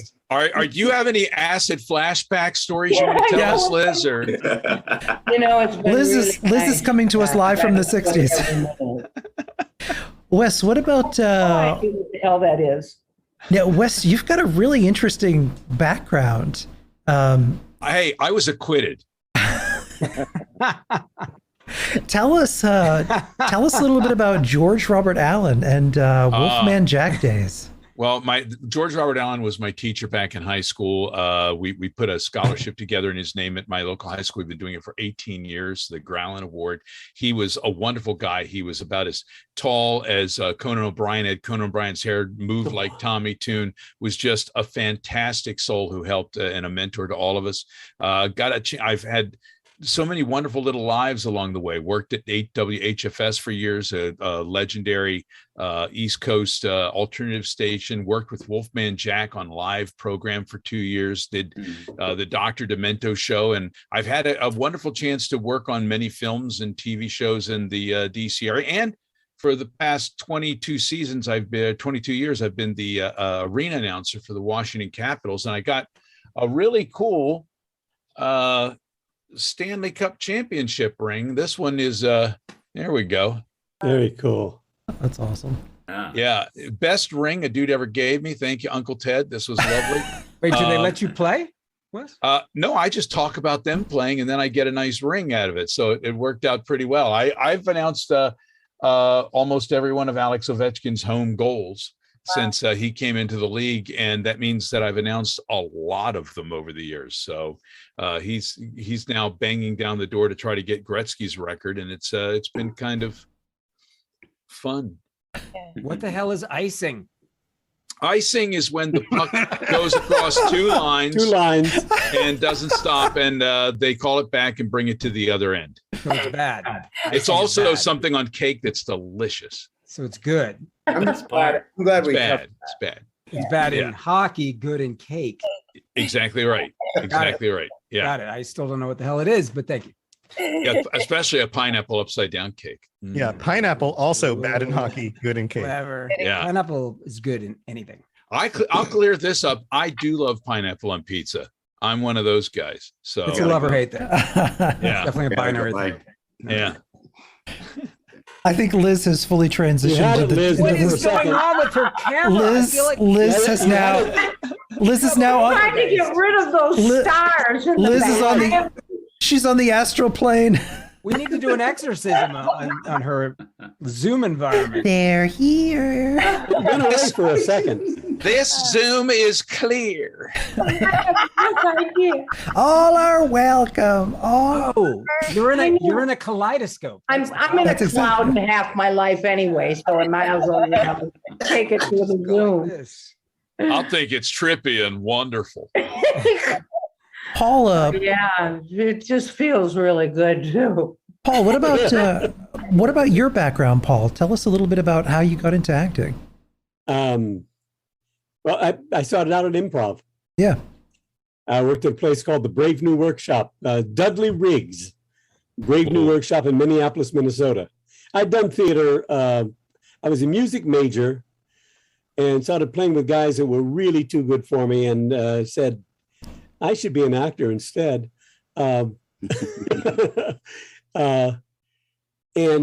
moved to Minneapolis, started doing improv, and we were the resident satirists for All Things Considered. Nice. Love that show. Back in the 70s. Every Friday we would bring, we'd do a piece. We would write the piece, and then we would record them. So that was basically the first time I started doing things that were going to be on the radio. Voiceover. You were like the committee for NPR. That's basically we did the committee. It was like in the steps, the something steps, Capitol Steps did it after us.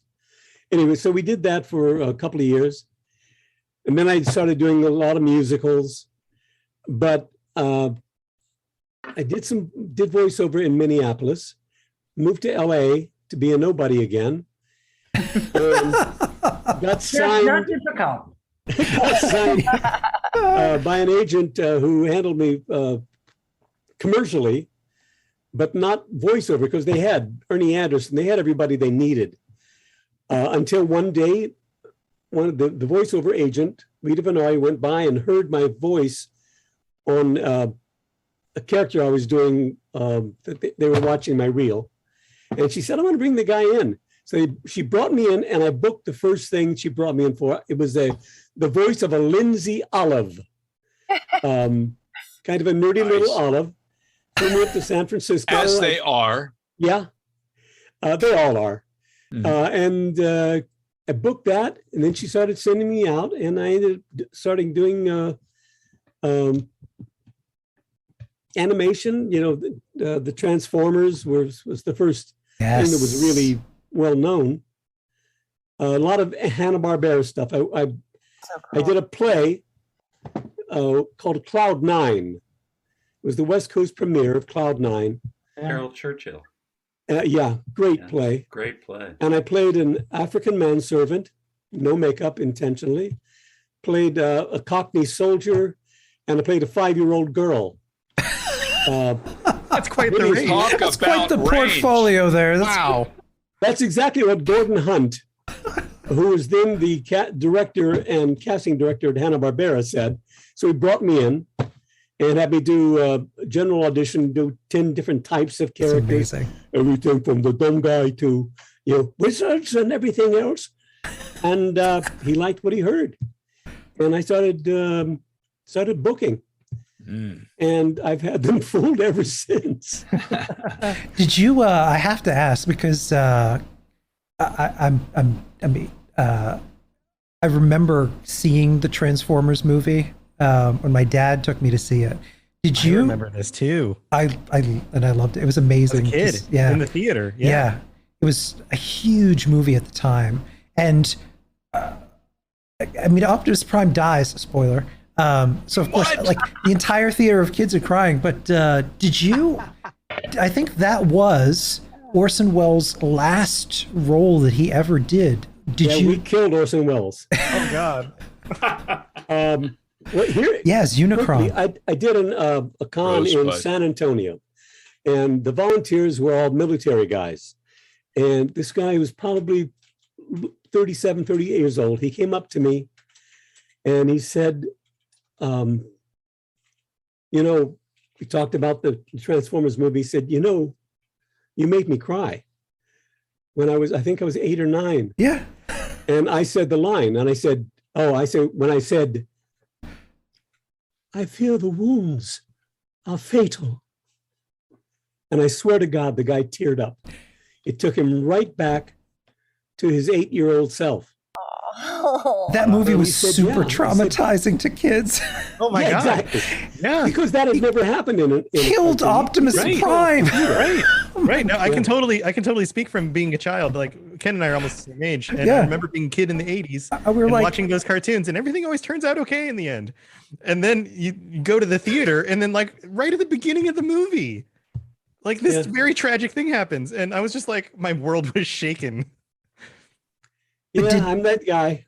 But did you meet Orson Welles during that? No. Oh, okay. Yeah. No, everyone else worked together. It was great in the days when we had 8 or 9 guys in studio. That was heaven. The spontaneity that happens, also the laughter that happens. So that was wonderful. But with Mr. Welles, everyone had to clear out. And they had a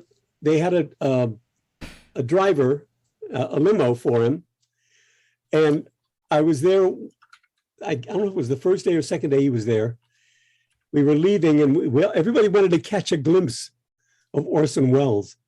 And his limo drives up. The limo driver gets out, opens the trunk, and pulls out a wheelchair.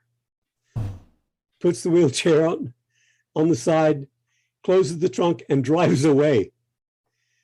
And then Orson Welles' car, his driver comes up. He had limo for his wheelchair? He had a limo for his wheelchair. Wow. And he came in another vehicle. But everybody had to be gone when he got there. Yeah, the man was so extra. If anyone in chat has not seen, if you take a look at the YouTube video where he's doing the wine commercial, it is one of the funniest things you will ever see. We'll sell no wine before it's time. All right, it's time. He was so extra. You've heard the outtakes, right? Where he's yes, berating the poor guy Frozen peas. Yes. Was it in Norway? Now, how do you start a sentence with "in Norway" and stress it? It makes, and he just berates this poor guy. I wouldn't direct any living actor in Shakespeare. He actually, I believe he said, "If you can tell me how to begin a sentence with the word 'in,' I'll go down on you." Yeah. begin a sentence with "in" and stress it. I'll go down. Yeah. He was one of a kind. He was, yeah. And on that awkward segue, Stephen Russell, how did you get started in acting?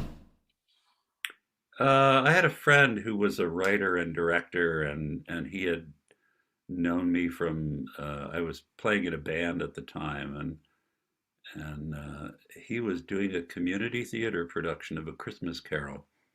And he asked me to be in it, and I said, "No, I don't want to do that."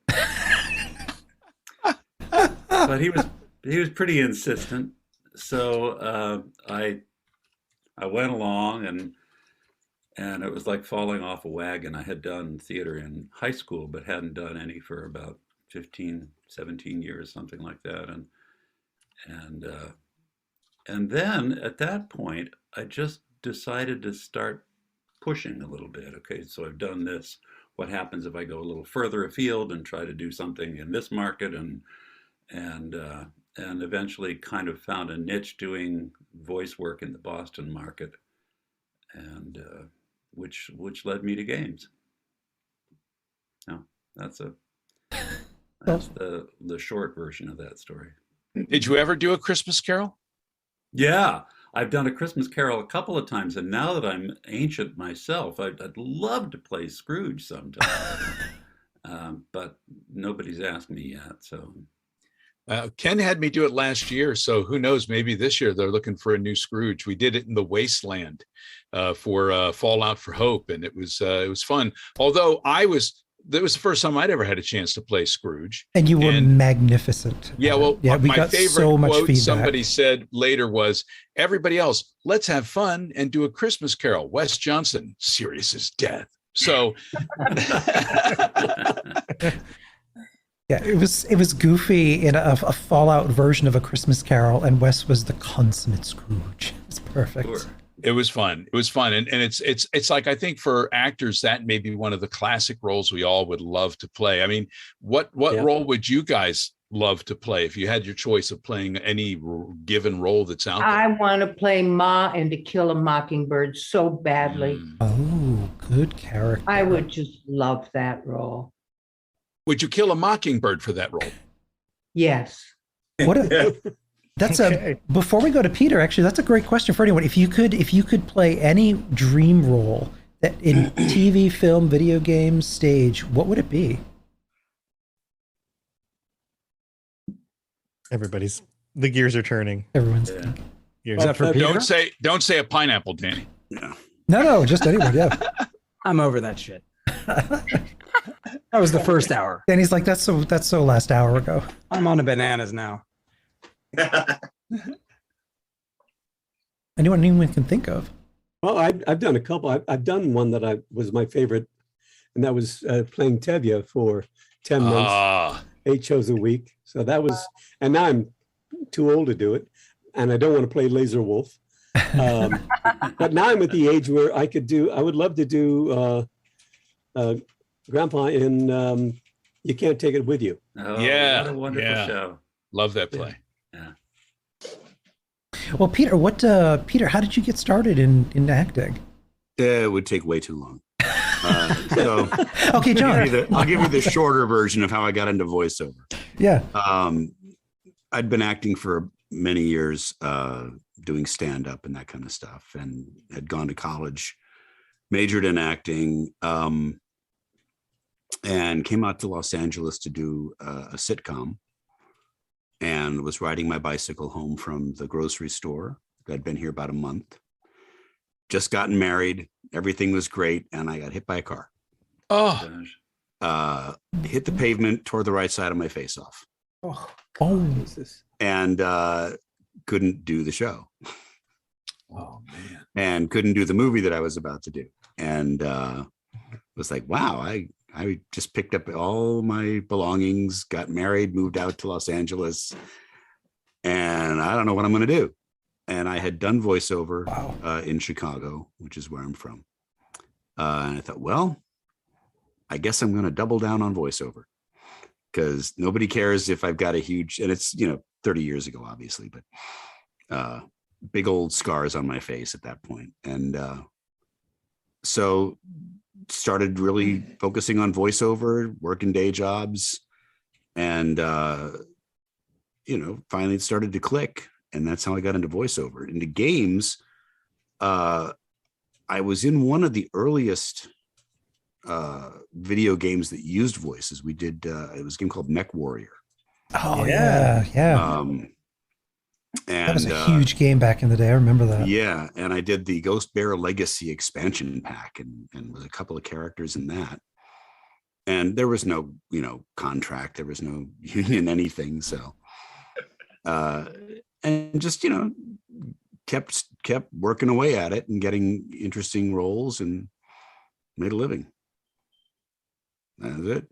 There you go. The rest is history, huh? Yeah.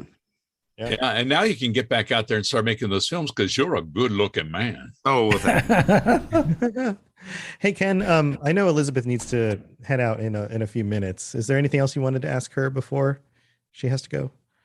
No. What about what you're working on? This is the last question I'm going to ask everybody, anyways. Liz, what are some of the things that you're working on now? I That you can finished say. a whole big series of television spots for a client that I was thrilled to get, because it was really nice. That's awesome. And then I'm working on an independent film, and I really want this to go really well. I love little indie films. I really do. The roles are really fun. They're good to do. And I play a Jewish gal from very hard-edged Jewish gal from Brooklyn. So I'm having a lot of fun with it. Those New York years coming back to pay off, right? Yeah, they sure are, I get to say things like, listen, you lousy son of a bitch. Actually, that'll come in handy for anything. Spam calls, whatever you want. Yeah. Don't call me a can do cheap son of a bitch. Just because I take you to Cass's for lunch. Things like that. It's not so fun. cheap. Thank you so much for the donation, Matt W65. Thank you for that $20 donation. And Liz, so we can let you go. Where can people follow you? Where can people find you? God, I don't do anything on social media. I do have a Twitter, don't I, Chris? Yeah, you do. Chris, I have a Twitter. Yeah, I have a Twitter account. Yeah.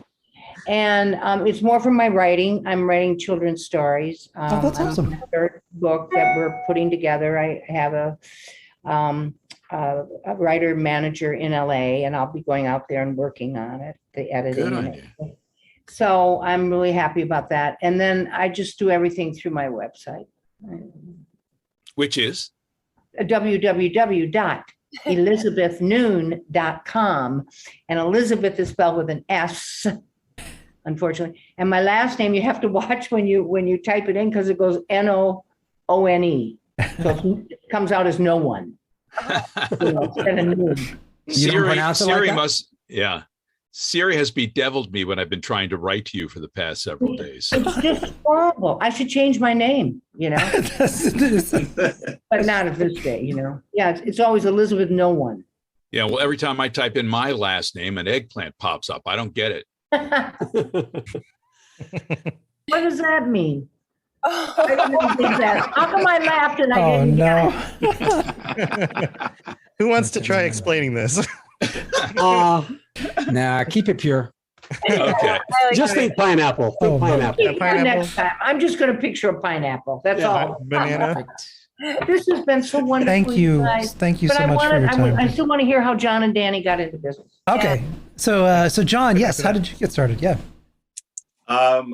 Christmas Carol. Yeah, that was like one of the first shows I did. I got my Actors Equity card at the end of my training program at a conservatory up in San Francisco. So I was up there and training in theater, doing improv, movement, voice, just the whole gamut. Moved to LA and came down here and was continuing to do theater. And actually, it's a funny story how I got involved with Fallout. I actually initially was doing the mocap for the demo of the game. So I was like on a sound stage, and we were just recording like that opening scene of, man, I don't know who you are, but your timing's impeccable. Yeah, it's called the vertical slice. I didn't know that until the dev told me. But they take like a section of the game to showcase.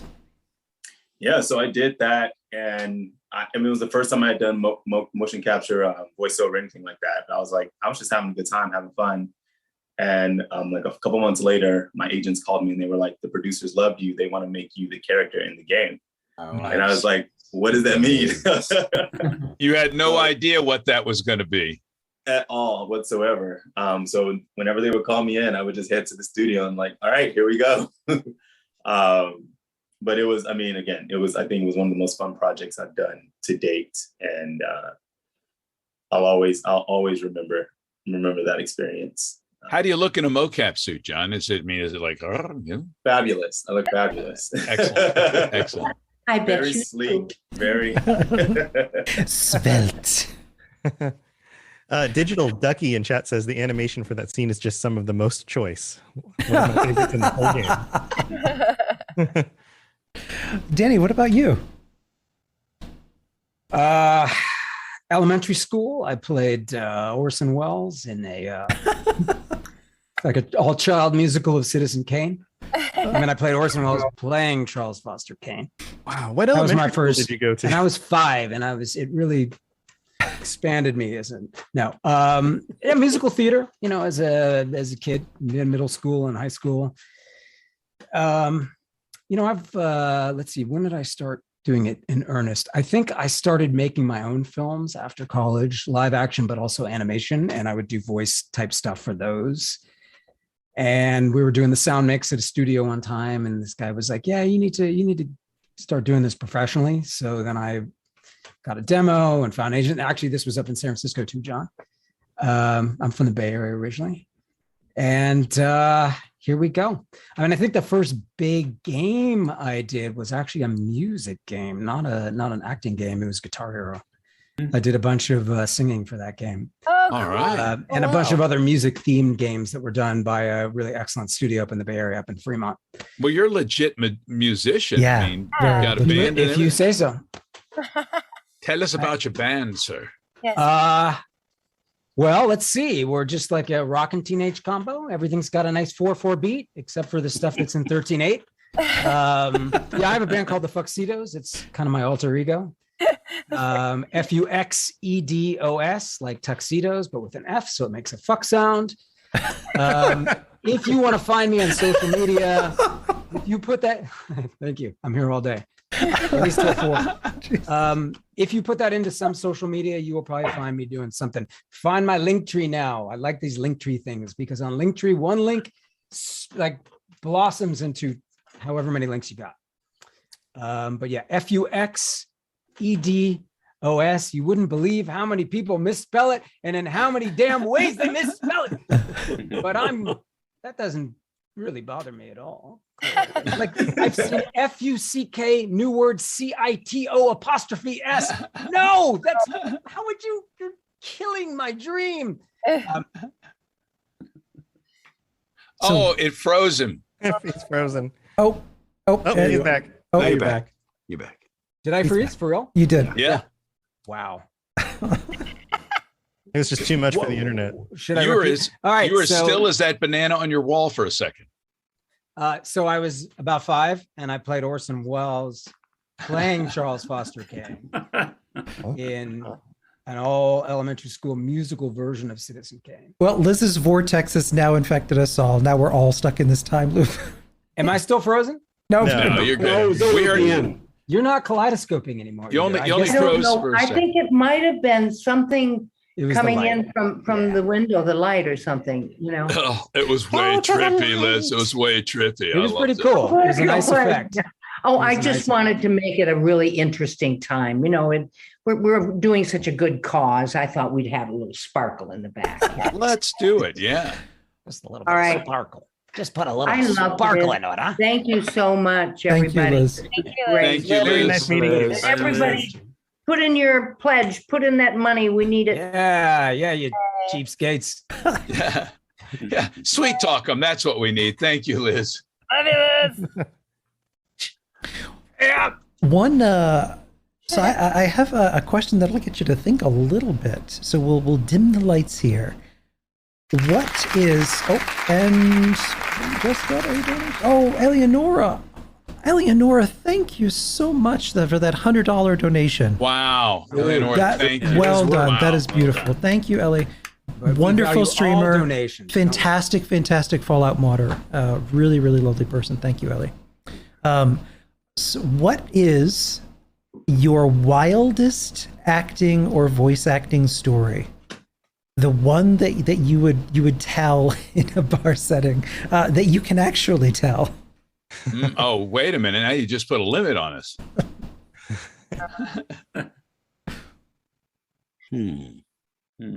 Ears are moving again. Well, You keep dropping these big questions, and they all have to think about it. I would think being it was a Baltimore thing, and it was a movie for me, being in John Waters' A Dirty Shame. And getting in a John Waters movie to begin with was great. I was a much heavier guy then. I weighed 360 pounds, and I played a biker by the name of Fat Fuck Frank. And Thelma Blair was my girlfriend in an NC-17 film. Like, that'll ever happen again. And I was in a gang with Tracy Ullman and Johnny Knoxville and Chris Isaacs in there. So it was a great time on set. And it was a lot of fun. But Selma played a character by the name of Ursula Utters. And Ursula, she's a dancer and she's famous. And she got the biggest tatas on Harford Road. What is the evidently, story? at this club, she's using these prosthetic devices that probably gave me about 1.5 foot restraining order away from the actual Selma to whip me around the head, neck, and shoulders with them during a scene. And they finished doing this scene. It's like getting hit with a couple of soccer boppers that have a nipple on the end of each one. And when it's over, the first AD shouts out and he goes, "Do we want to get a safety on that?" And John Waters goes, "No, those things are too expensive to waste on Wes's head." So, Classic. yeah. If anybody hasn't seen the pictures of you in this film and It the is ridiculous nature of everybody else in the amazing. film, they need to go look this up. Yeah. It was wonderful. I had a great time, and it was, believe it or not, because it was a movie about sex addicts and head injuries and all sorts of stuff. It seems like it was scandalous, but it was the most wholesome fun I've had on a set or in a theatrical thing since I was in my high school days in the drama department. It felt like that kind of camaraderie on the set, and it was very cool and a lot of fun. What about you, Peter? Well, I'm not following that one. that was the capstone story of crazy stuff. Yeah. I'm sorry. I should have waited. I had a John Waters in my back pocket there. I know Jan was about to share something. Did you have something you want to share? I just had two small examples, but one was I was here. I'm in Maryland right now, and I had flown back. My mom was very sick. This is summer 2019, and I had flown back to LA for just a 4-hour record at Blizzard. So, I flew in, got there, slept, got up at like 7 a.m, had a 9 a.m. session, and I got up earlier than that, but I managed to get into a car accident on the 405. I know, but it's a 405, so you're going like 3 miles an hour, so you're fine.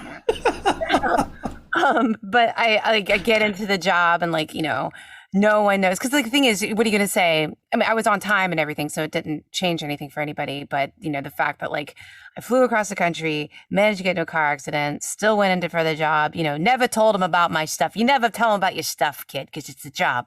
You do the job. But so there was that. And there was another job where I had done a character in an animated feature where the character's mouth is full of a starfish the whole movie. And the director, who's a lovely man, he brought snacks for me. And I don't know if you've seen the Amy Schumer short. Have you guys seen that?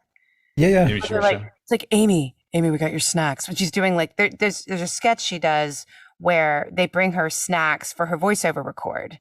And she's in this thing. It's like a Charlie's Angels thing with all these hot cats and Megan Fox is the voice of one, and she's like, oh my God, they're calling me to be a hot cat. So she shows up and she's like the fat cat. And they're like, yeah, Amy, we got your snacks. All she has to do is say worms, right? That's the thing that she says.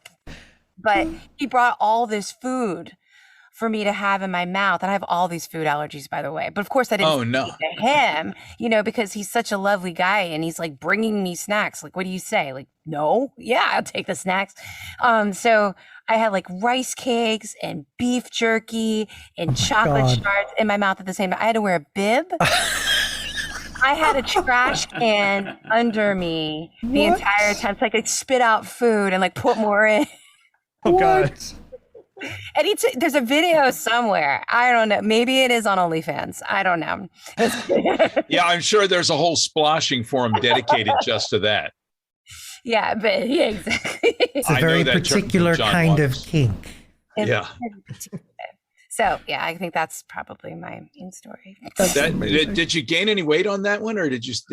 No, I did not consume any of the food. But you just chewed it up and spit it out. Chew it up and spit it out. That was my jam. It was really, really cute and short. Thank you, Susie Little Ghoul, for the $20 donation. Thank you, dear. Love you, Susie. What about you, Chris? I think it wasn't the on the job that was the crazy part, but I did an industrial, so a training film for the TSA. And in it, I was the guy taking the bomb through it was a training film for the people doing the screening. So how to watch the X-ray machine and not mess up and not miss things. So I'm the guy doing that. And that's great. I cashed my check. And, about a year later, and this was after 9/11, but after the shoot, the water, they wouldn't let you have liquids on the plane. So you had to have all your liquids in the little bags. And I'm flying home. There's this huge line. Everybody's there with all their bags and everything.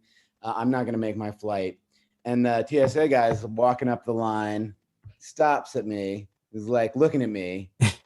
Says, I know you from somewhere. Oh, no. Oh, no. Are you in the training film about the thing? Yeah, I am. He's like, come here. And he walks me past the whole line. Nice. Wow. So there are people say there aren't a lot of, Not a lot of perks, but that's a good one. But that was a big payoff. Very cool. That's fantastic. Paul, what about you? Oh God.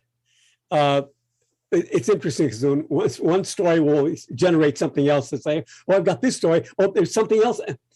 I worked with Anna Nicole Smith, which was really wow. Yeah. I won't go into that one.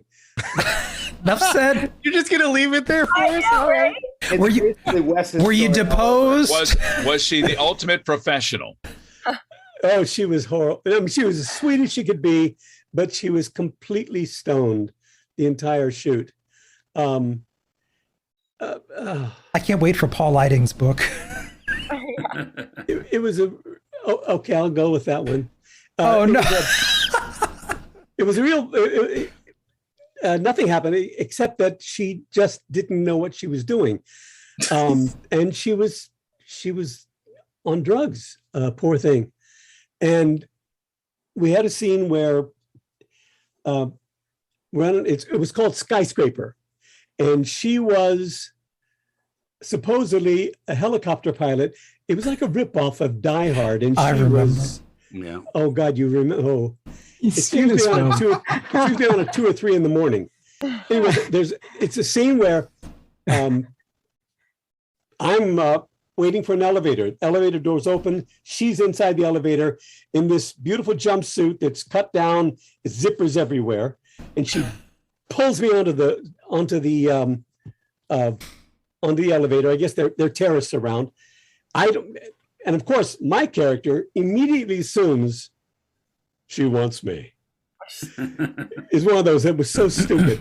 As one does in the average elevator. Yeah, and she's much taller than me, and she had platforms on, so I came pretty much right up to her boobs, and we're doing the scene. And the terrible thing was, she was deathly afraid of being in the elevator. She didn't like the idea that the elevator doors were going to close, because every time they closed, there would be a little jerk, like we were moving, and there were cables, and she was sure we were going to die in there. She was just terrified. So I get on, they kind of close the doors, and I swear to God, I left there and I had bruise marks on my arms.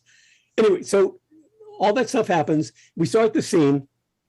We do her close-ups. We do a 2-shot, then her close-ups.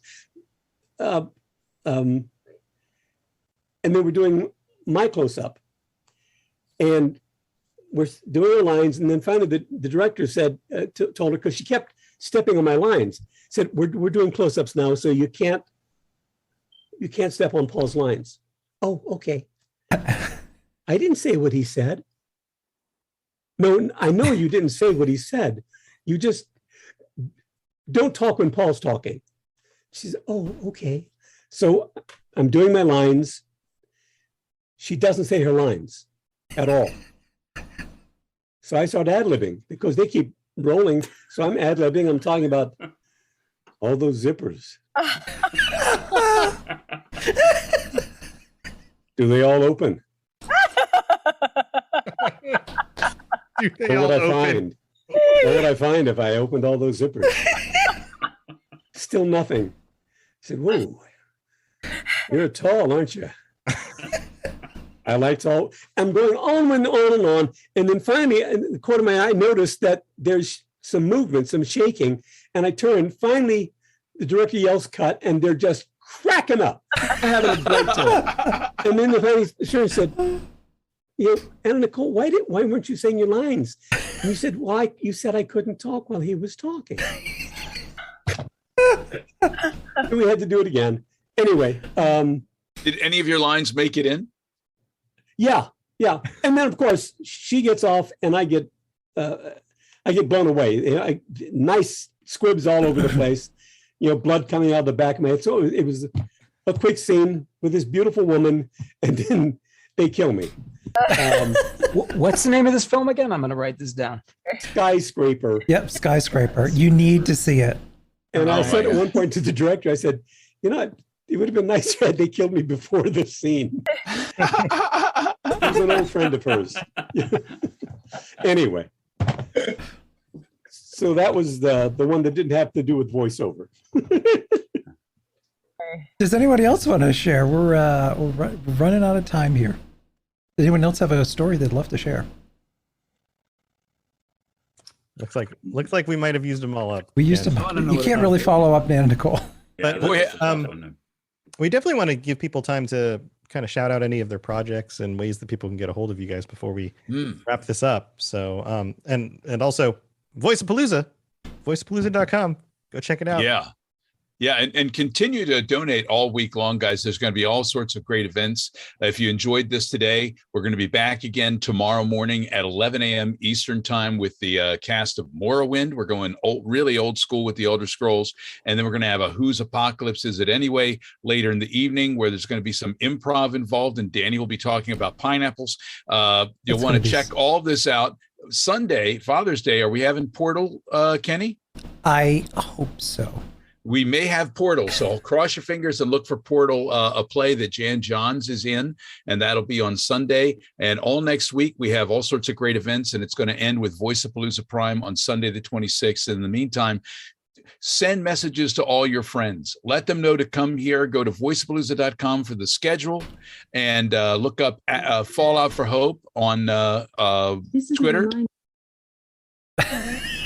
Wes is currently insulting. Yeah, It's the my Alexa's poltergeist. telling me to give Cozy her pills every night at 7 p.m. Nice. This is a reminder. Cozy's a Thank you, dog. Alexa. Yeah. Cozy. Well, so Stephen, where can people find you, follow you? I'm also someone who doesn't really do social media. I have a Twitter account, but it's not something I do. But I am about to start doing voice work on a really fun project called Fogtown that is being, it's a kind of animated thing that's being done by a really inventive guy out of Portland, Oregon named Sean Parker. It's basically a Sherlock Holmes pastiche with finger puppets. Ooh, That's nice. amazing. That sounds pretty cool. Yeah. It's Really cool. It's just delightful, and the writing is so fun, and I'm really, really excited about that project. So that's the next thing coming up. That's very cool. Yeah. Paul, what about you? Stephen Russell on Twitter, right? If anybody wants to reach out to you, right? Yeah. Yeah. I'm on Twitter at 4, the number 4, Paul Eiding, because somebody else took Paul Eiding. I'm Instagram, just my name. Same thing with Facebook. I've got a short film that's making the rounds. That's won a bunch of awards. We are now Oscar qualified. Wow. Congrats. Year. It's something that I'm more proud of it than almost anything I've done. We shot it during the height of the pandemic. With my pandemic beard, it's out to there. And it's called Frank and Emmett. It's me telling my partner of 45 years that the act is ending. And I revealed to him that he is a puppet. It's me and a Muppet. It's written and directed by Carlos. I want to use his entire name. Carlos Puerles. Carlos is the head of animation at DreamWorks, and he always loved the Muppets. So this is more or less an homage to the guys who run the puppets. Yeah, it's look for it because it really is something I'm pretty proud of. Frank and Emmett. Awesome. Frank and Emmett. Awesome. Also, thank you to Anonymous for the $20 donation. Yes, thank you, whoever that was. Thank you. Jan? Yes. Well, following a possible Oscar qualifying short film. So you can see me at the local AMP. I'm the one wearing the dancing shoes and nothing else. Woo!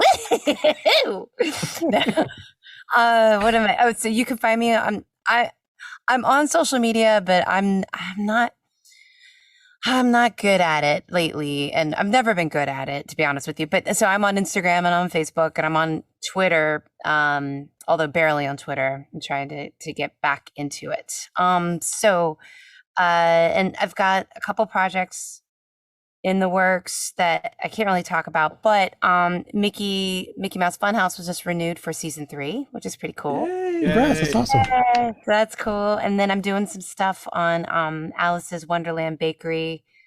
So every time I have a session, I immediately want cupcakes and scones. So Do they make you smaller, taller? no, I'm trying to like say something other than eat me because I feel like I'm trying to think of the name. Like when she has in the cartoon where she has the cookies, like eat me. Oh, don't mind if I do. You know. Oh, Jan. Anyway. Jan. Oh, Jan. Oh, Jan. that's kind of what I'm working on. A lot of video games that are coming out. But I have no idea if some of them will ever do you guys feel this way? Do you have things going on that have been going on for years and years and years? And you're like, they've recast me. I'm sure Dwayne "The Rock" Johnson has my heart. Probably. Chris Pratt's playing me now. Yeah, exactly. So it's just like, so I don't even know. Like, I'm like, am I even in that anymore? I don't even know. So there's that. Well, you should be. Should be in all the things. That's right. That's right. Peter, what about you? I am wrapped up in a pile of NDAs. Enough said. Anything coming out, I really can't. I did just work with a studio we're all familiar with. I don't think that gives too much. Yeah, I wonder what that could be. Ghibli? Studio Ghibli. Studio Ghibli. Cool. Chris? Is there any way that you want people to reach out to you if they're? Oh, yeah. I'm on Twitter at Jessup Peter. I'm on Instagram as Dad Jessup. There is a fake Peter Jessup account. I saw that one. I know, right? Oh God! And they won't That's get rid of creepy. it. I have reported it over and over again. So have a lot of my followers, and they just it doesn't violate our standards. I'm like, That's yeah, it does. creepy. Yeah, So, yeah. yeah, They should give you a blue mark. yeah. Well, You can put in for it. Yeah, I especially have. if somebody's impersonating you. I have, and Oh, I've that's- been turned down many Yeah, times. likewise. Facebook and Instagram is so stupid. I hate those companies. All right. Anyway, that's where I am. Chris. You can check out my website, the Fuxitos, spelled the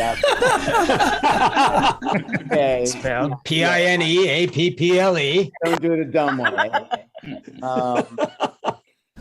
I guess Voice of Walker on Twitter and Christopher Crutchfield Walker on Instagram, because they say not to have your brand make any coherent sense together. And I work on a show called Thespian, where I'm a producer and one of the actors. It's on YouTube. It's really fun to work on. It's great. It's a great show. You should check it out. Thanks, Wes. It's out of Baltimore. Very funny stand-up comic turned actor, writes the whole thing, named Mark Unger. And then I'm in the audio dramas from Graphic Audio of the Fred the Vampire Accountant series. And there's also a very good audiobook series done by a narrator. But we do the audio drama of that. So that's what's coming up. It's an accountant. It'll keep you in the red. It will. And what was the Paul Rudd show on Netflix again? It is Living with Yourself. Living. And it's great. It's so, yeah. And Jan, thank you for teeing that up. Oh, yeah. And your social security number is. No, I'm kidding. Yeah. Yeah, it's a great show, and I was really proud to have any part in it. So, John, but especially the peeing part. Yeah. I'm at Gentry John on social media. Try to keep it consistent.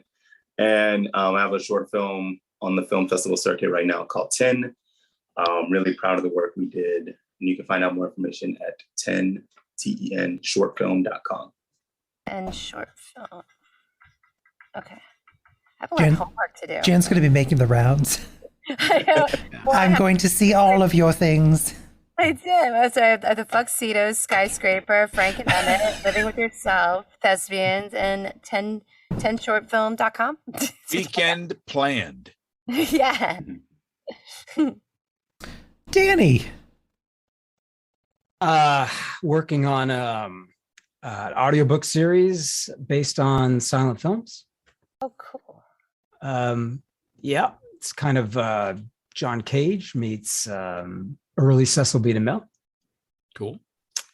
Thank you, Christopher, for being the only fucking person in this chat to get the goddamn joke. I got it, and then you pushed a little farther. Right. Working on speaking of Cecil B. DeMille, a remake of the Ten Commandments. It's all in Basque. It's a hard language. I don't know it. at And all. a Like very not- limited audience. I don't know one word in Basque. Yeah. I don't know a single fucking Basque word. The only word I know for is like a Spanish word that means Basque, which is Vasco. It's not a Basque word. The only word you need to know in Basque is bathroom. So you can get around. That's all you need to know. Do you know that word was? No, I would be in big trouble. Anyone in chat? Well, I mean, without looking it up, I'm looking it up right now. That's cheating. Baño. Comuna. It's Espanol. What is it now? Comuna. Amuna. Komuna. The Oh, more like you a know. commune. Like a commune. No. A commune. Yeah. God, what else? Thinking about starting a roller derby league. I don't have any skates. I don't have one. I'm terrible on skates. No, actually, I'm not that bad on skates, to be honest. And there was a roller rink in LA that was awesome, and it's just done. I think even before the pandemic is done. And thinking about inventing a new kind of mustard. Like a mustard that's never been done before. That's like mustard plus peanut butter, or mustard plus I don't know, locust. Oh, how about mustard with sebaceous cyst fluid, and you call it pustard? Oh God. Oh wow, that was like, for shitty puns, that was like transcendent. I know. That was the On emperor that started. puns. What about mustard and pineapple? There you No, actually, that was a quality. Custard? Pustard. Pustard would be a good band name. Pinustard. I love the chat room right now. After Jan said that, we've got an ew and a Yeah, Jan no. no. Puster. You can unfollow Jan at. And yeah, fuck Cetos. Again, if you spell it FUCKCITO''S, I will find you and I will slap you about the face and neck. So don't do that. It's always the. That's another thing. Even if they get the Fuxitos part, they like, oh, it's Fuxitos. You're in Fuxitos. No, fuck you. The FUXEDOS. Don't put a second E on it. Or again, I'll find you and I will beat you severely. And then you can keep an eye on what I'm doing, which I may or may not be at liberty to discuss at this time. Well, that is all Great of the thing to say if you don't have any time. Or if you do. Don't know what. Should I say what I'm at there, kid? Yes, of course. You can find me on Twitter at Wes Johnson Voice. I think Instagram is just Wes Johnson, and Wes Johnson actor on TikTok. If you want to go there and see Craig Seckler with his adoring fan hair, he's on there as well. And I'll be working on a Star Trek film this summer called Farragut Forward, which is I'll be playing a Klingon. I've done it in Star Trek games. I've played Klingons vocally. Now I get to wear the lumpy head. And he looks so good as a Klingon. The makeup I look is better as a Klingon than I do as myself. It's pretty weird. And I've done a film called Thank You by Mike Krasinski, which is out there at the festivals, and you can probably even see it on YouTube if you want.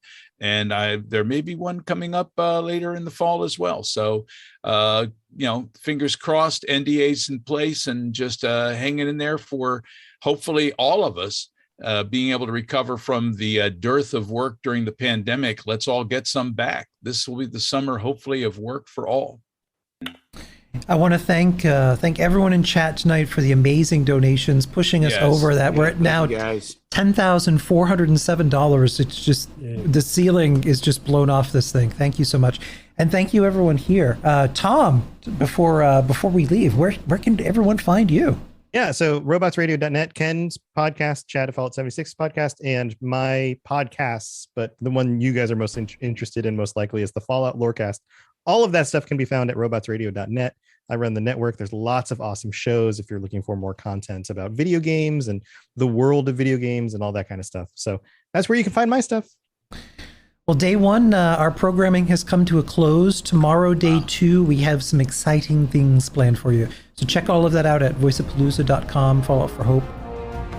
To plug into everything else we're doing, check out robotsradio.net. Reach out to me on Twitter at robots_radio. Check out the Robots Radio Rocket Club, where you can join me and a bunch of our other creators creating your podcast, starting a new podcast, or helping your current podcast grow. There's more information about that on robotsradio.net as well. And you can always talk with us and the entire community, over 2,000 people on the Robots Radio Discord. Come join us. We'd love to chat with you. See you guys next time.